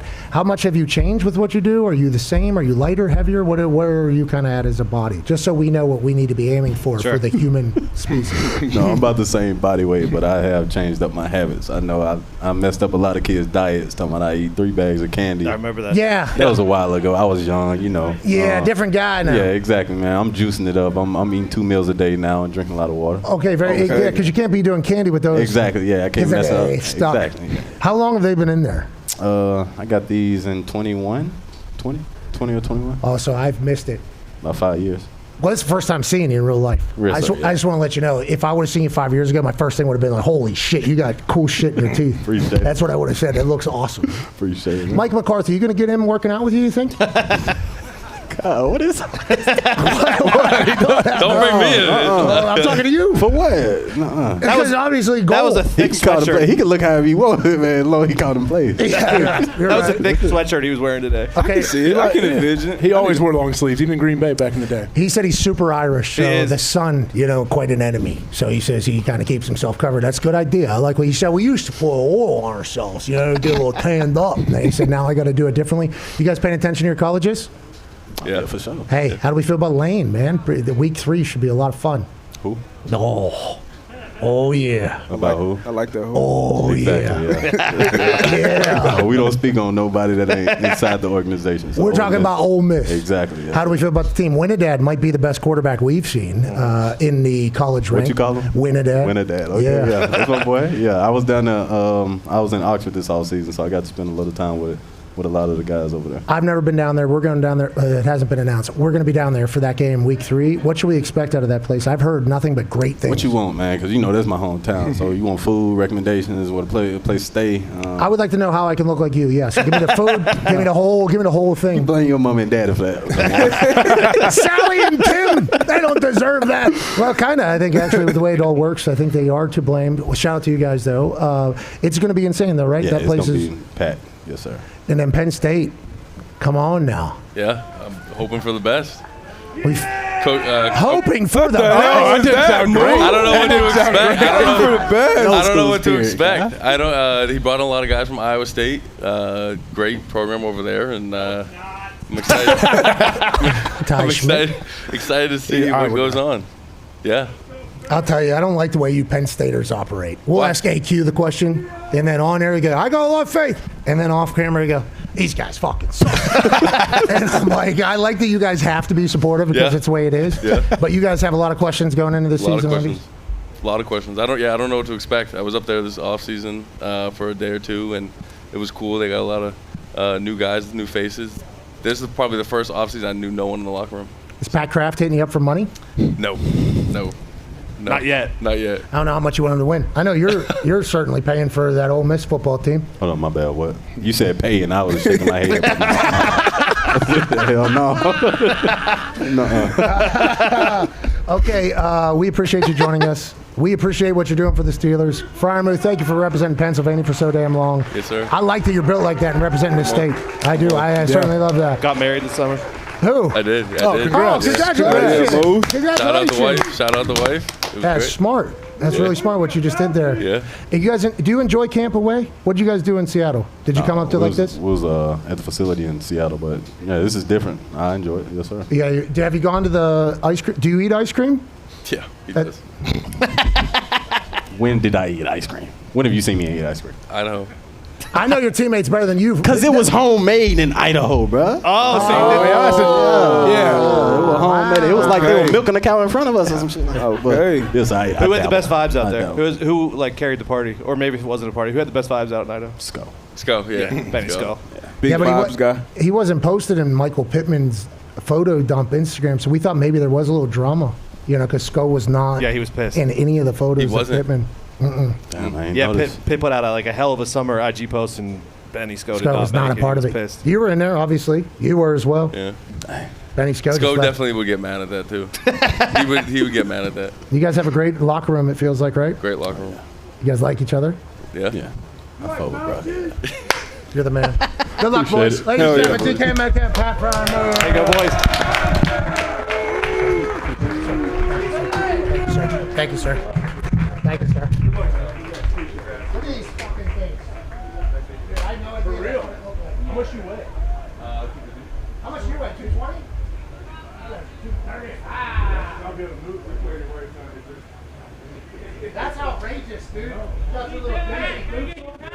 like that. See you, boys. Hey, what the hell's going on with his legs? Did we know that about Friar Moose legs? Yes! I didn't know you were over here. Good to see you, dude. Michael Pittman Jr., ladies and gentlemen. I had no idea he was here. Great to see you, Pitt. Snuck in there. Unbelievable. Is this seat for me? Yes, it absolutely is if you're here. Oh, this is live right now? Yeah. Oh, heck yeah. Let's go. Right in it. Yes, sir. I am so bummed, dude. I am so bummed that you're a Pittsburgh Steeler. I don't know if you saw the live reaction of us. I don't know how on the internet you are. When I learned that you were gone, I was, I'd say, devastated. I was absolutely devastated because I know that you would actually die on a football field for your team. You've done that for the Colts multiple times. You were already hurt. You tried to break your back in between two guys. And when we were already out of the playoffs, you were everything good about a football culture, I believe, from what we've seen in Indianapolis. So you coming to Pittsburgh, I fucking hated it. But now, obviously, I'm very happy for you, and I'm happy for the Steelers as a whole. How has it been as a Steeler? And when you learn you're going to be moving on from the Colts, what is that like? Because we will miss you. And we appreciate what you did for Indianapolis. Yep. Thank you. Yeah, I mean, like, it was definitely a tough situation, but I think that it was time, right? And when it started to happen and I didn't know, hey, like, is it going to be here, or here? Like, I just felt like the Steelers was the best spot. Because of Aaron, because of Coach Mike, and just their passing style, and just knowing that, hey, we have DK, we have Pat, we got Darnell, and we got a bunch of weapons, and just being able to just jump in and just get going. So everything's been good, Family's here. I got a house. I'm actually selling my house in Indy. So if anybody wants a farm, if anybody wants 40 acres, jeez, call me up. What part of the town? I would say he's Zionsville. Okay, so you got 40 acres in Zionsville. Yep. Let's hang on to that. You never know when you're coming back to the Colts. Okay? You never All You never know when you're coming back to the Colts. You talked about all those things with the Pittsburgh Steelers and the offense. DK Metcalf getting paid the amount of money that he got paid for never playing for the Pittsburgh Steelers at the wide receiver position, very abnormal. You getting paid the amount of money that you've gotten paid without being a Pittsburgh Steeler, follow suit, very abnormal. Whenever you talk to Khan and we talk to McCarthy, it's very evident that the Super Bowl is what we're here for, and obviously that's the entire goal. And on the offensive side, what should expectations be, you think? Absolutely. I mean, I think that any time that you have a basically a quarterback who is the caliber of Aaron, I think that's always the goal, and I think that's what he's thinking, and that's really why I came here. Steelers haven't had a losing record in I don't know how long, as I can 23 years. Think of. 23 years. So nailed it. Say it with confidence. So I'm here for that. I'm trying to help them take that next step and just help in any way that I can. I hate that you're not a Colt. AJ has a question for you, Pitt. Yeah, I guess you're kind of all on the same, this is a new team for you, obviously, but this is the new coaching staff that came in here. So you're all kind of on the same level playing field, all trying to prove yourself to this new coaching staff, I guess. What is that like? I think that can kind of energize the team as well and make everybody, some guys that maybe have been comfortable, all of a sudden realize, hey, I can't be comfortable anymore. I got to reprove myself again.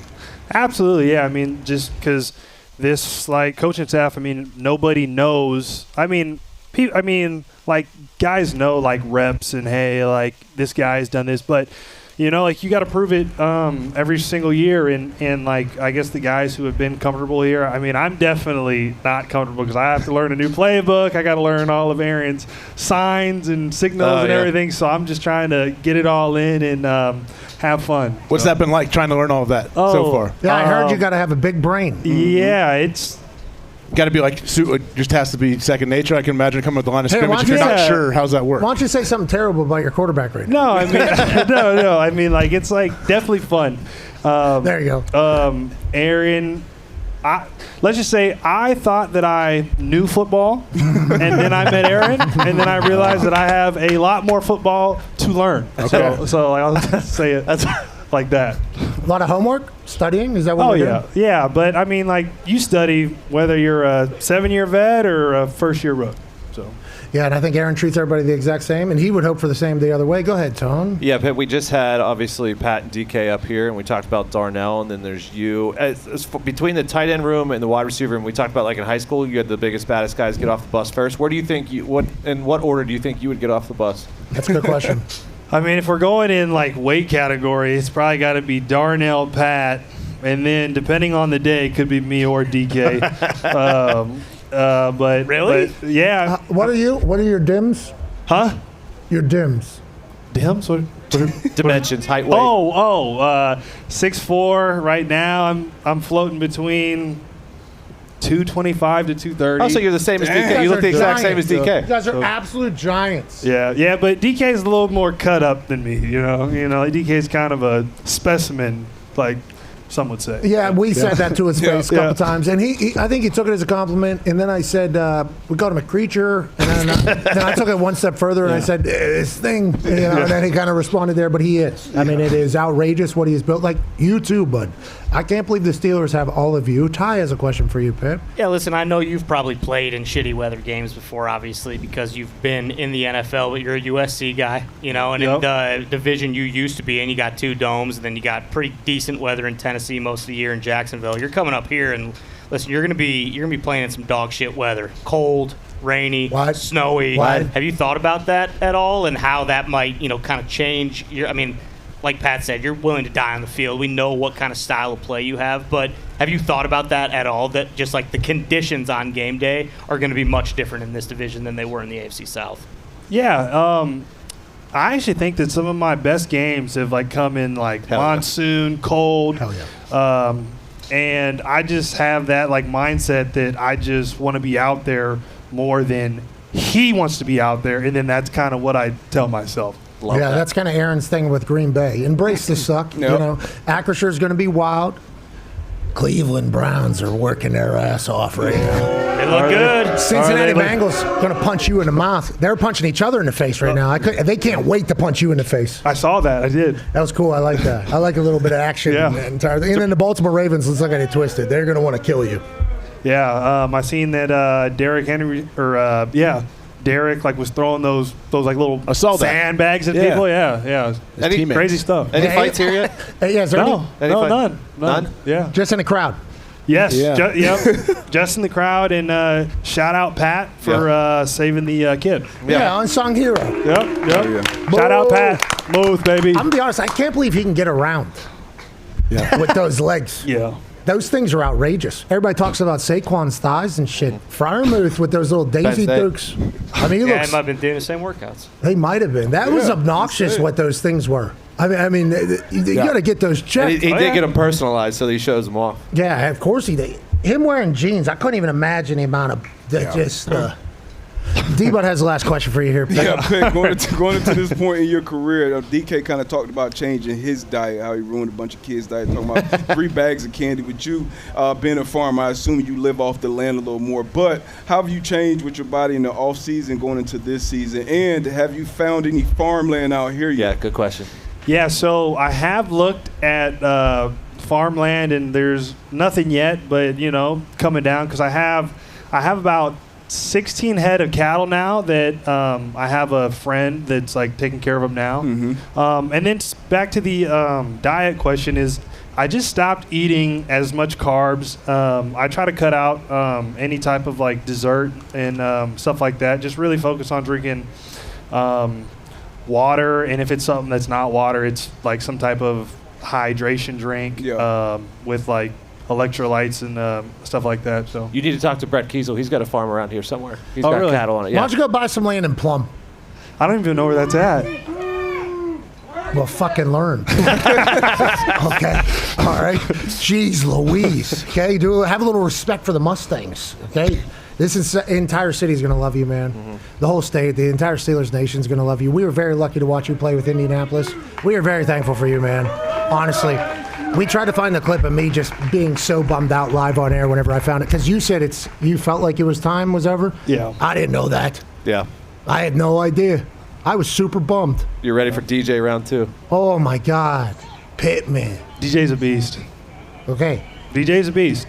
And go ahead. And he is probably one of the toughest guys I've ever been around. Works super hard, and I can't say enough good things about him. Sweet. Yes. I like to hear that. But when we play him, like we're like not friends. But after that, like then like we're friends again. Okay, That's I understand. fine. I respect him. And I'm going to let you know that when you play against the Indianapolis Colts, You win. Yeah, that is how it works. no, it's a battle. Okay, it's an absolute battle. We will definitely. Where's that game at? Do we play you guys? Where? It's here.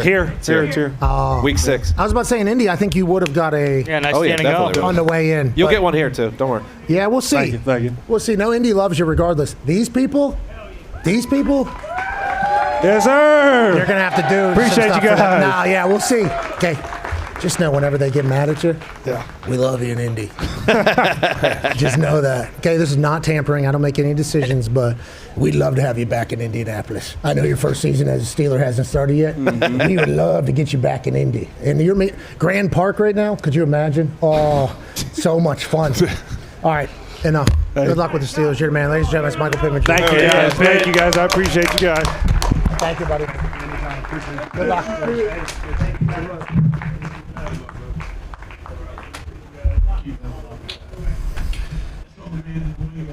Yeah, there's a legend. See you, Pitt. Thanks, Pitt. All right, Pitt.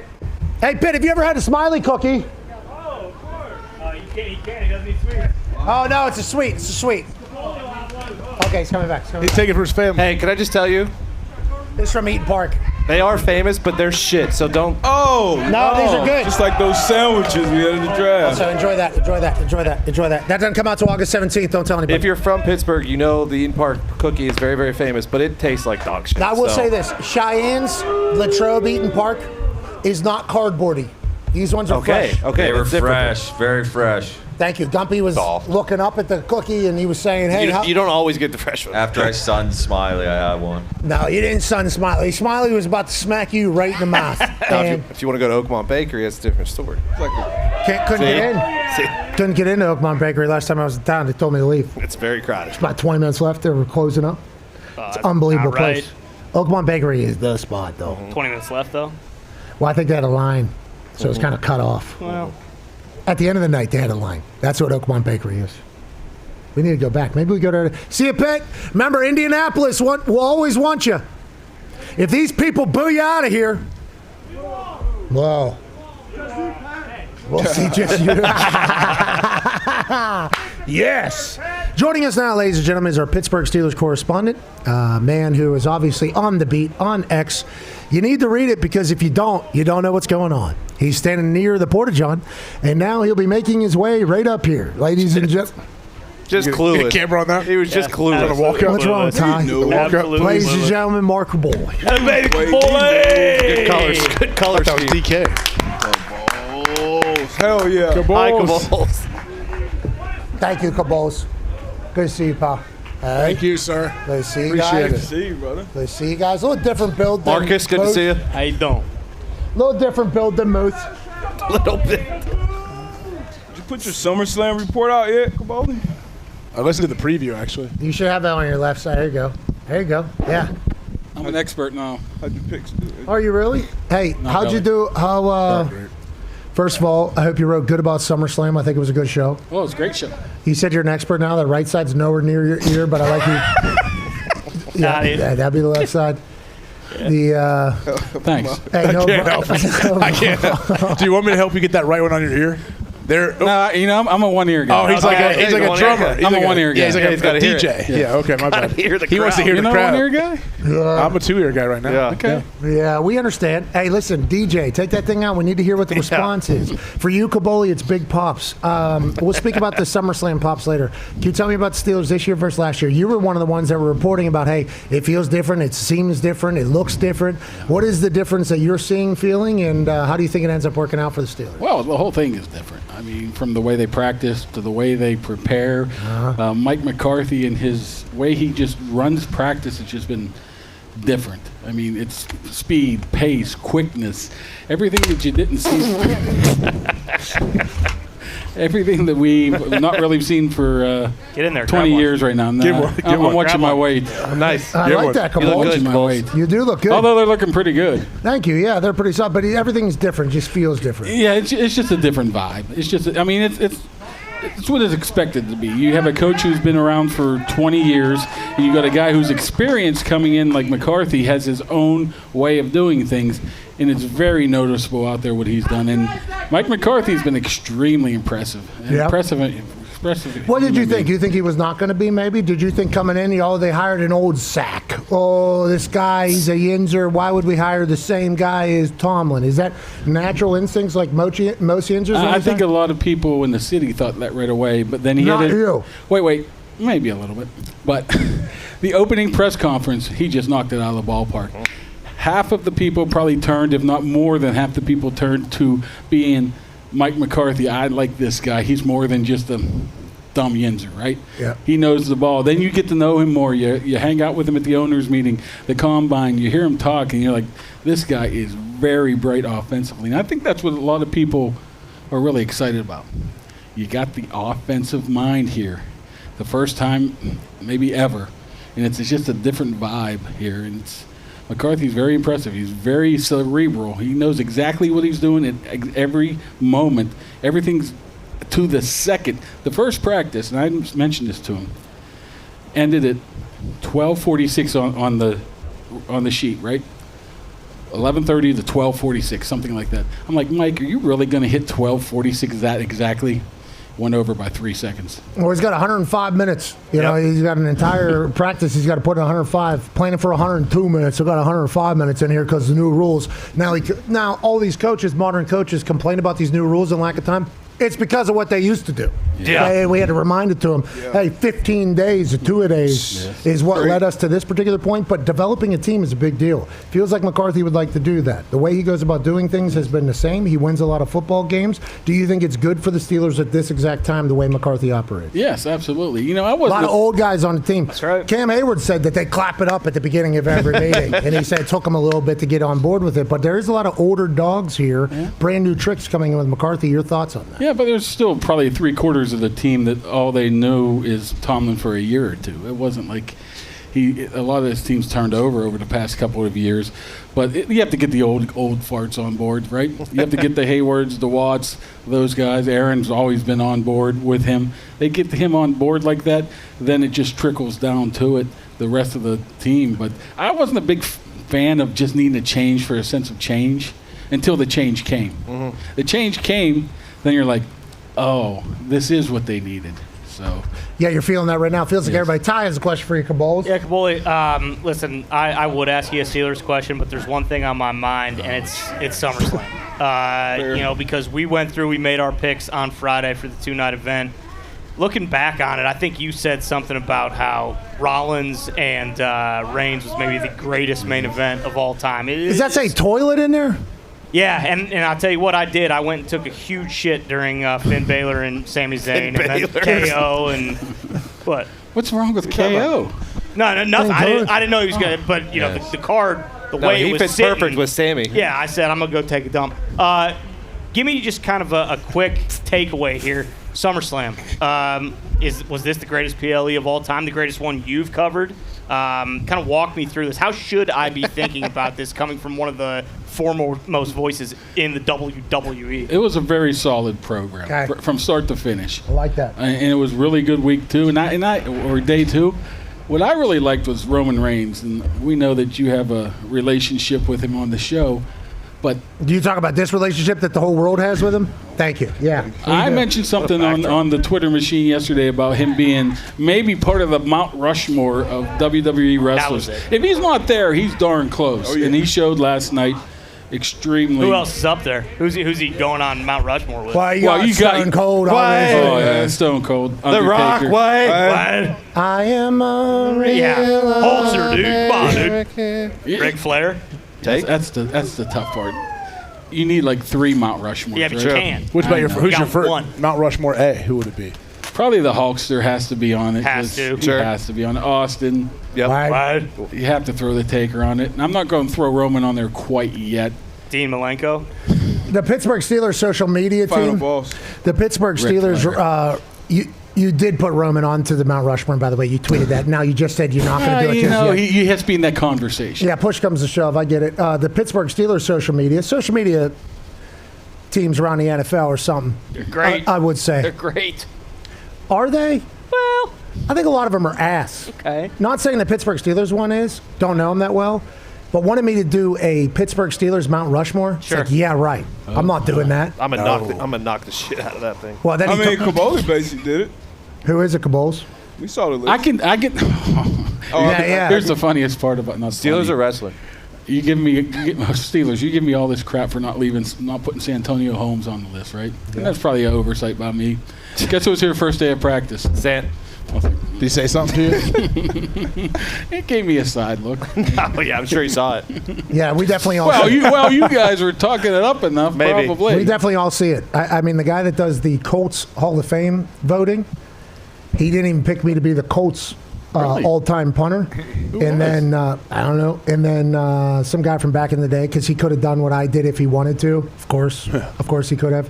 And I definitely saw his list. Everybody sees your shit. Everybody will see your list if you're ready, especially if you're an authority on the team. Sure.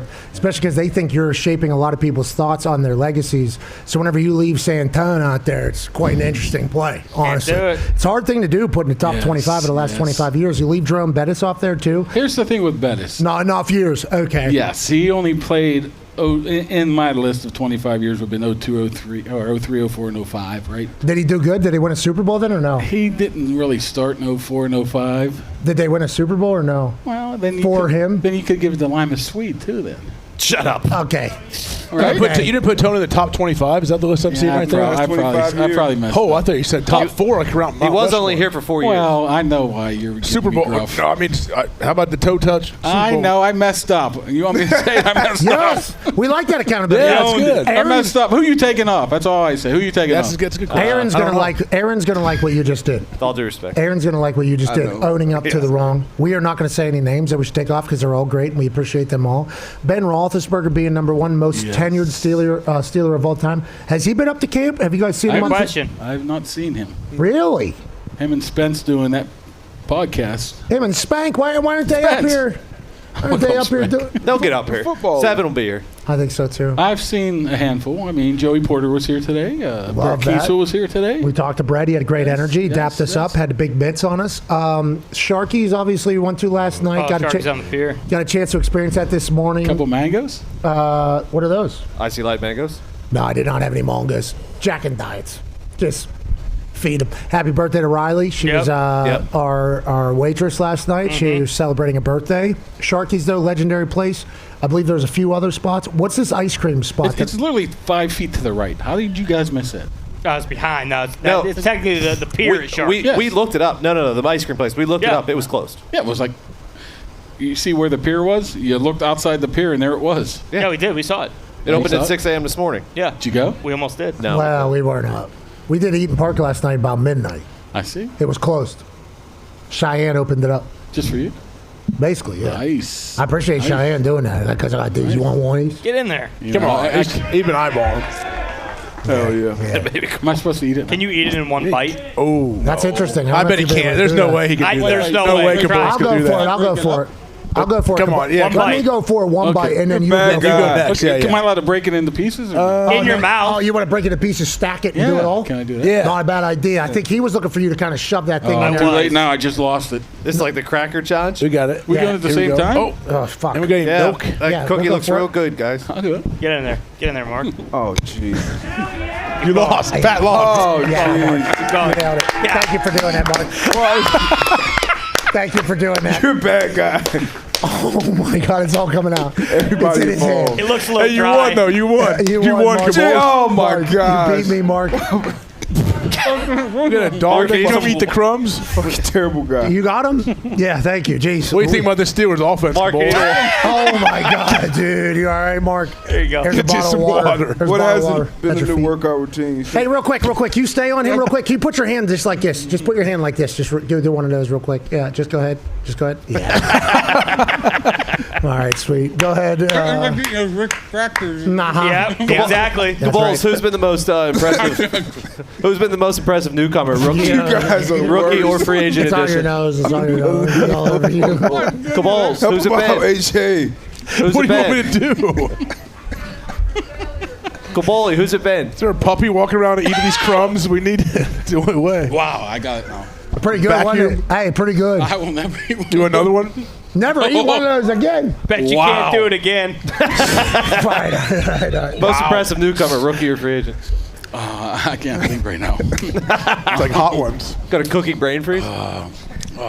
Best newcomer. Unbelievable. Yeah, Michael rookie or Pittman. free agent.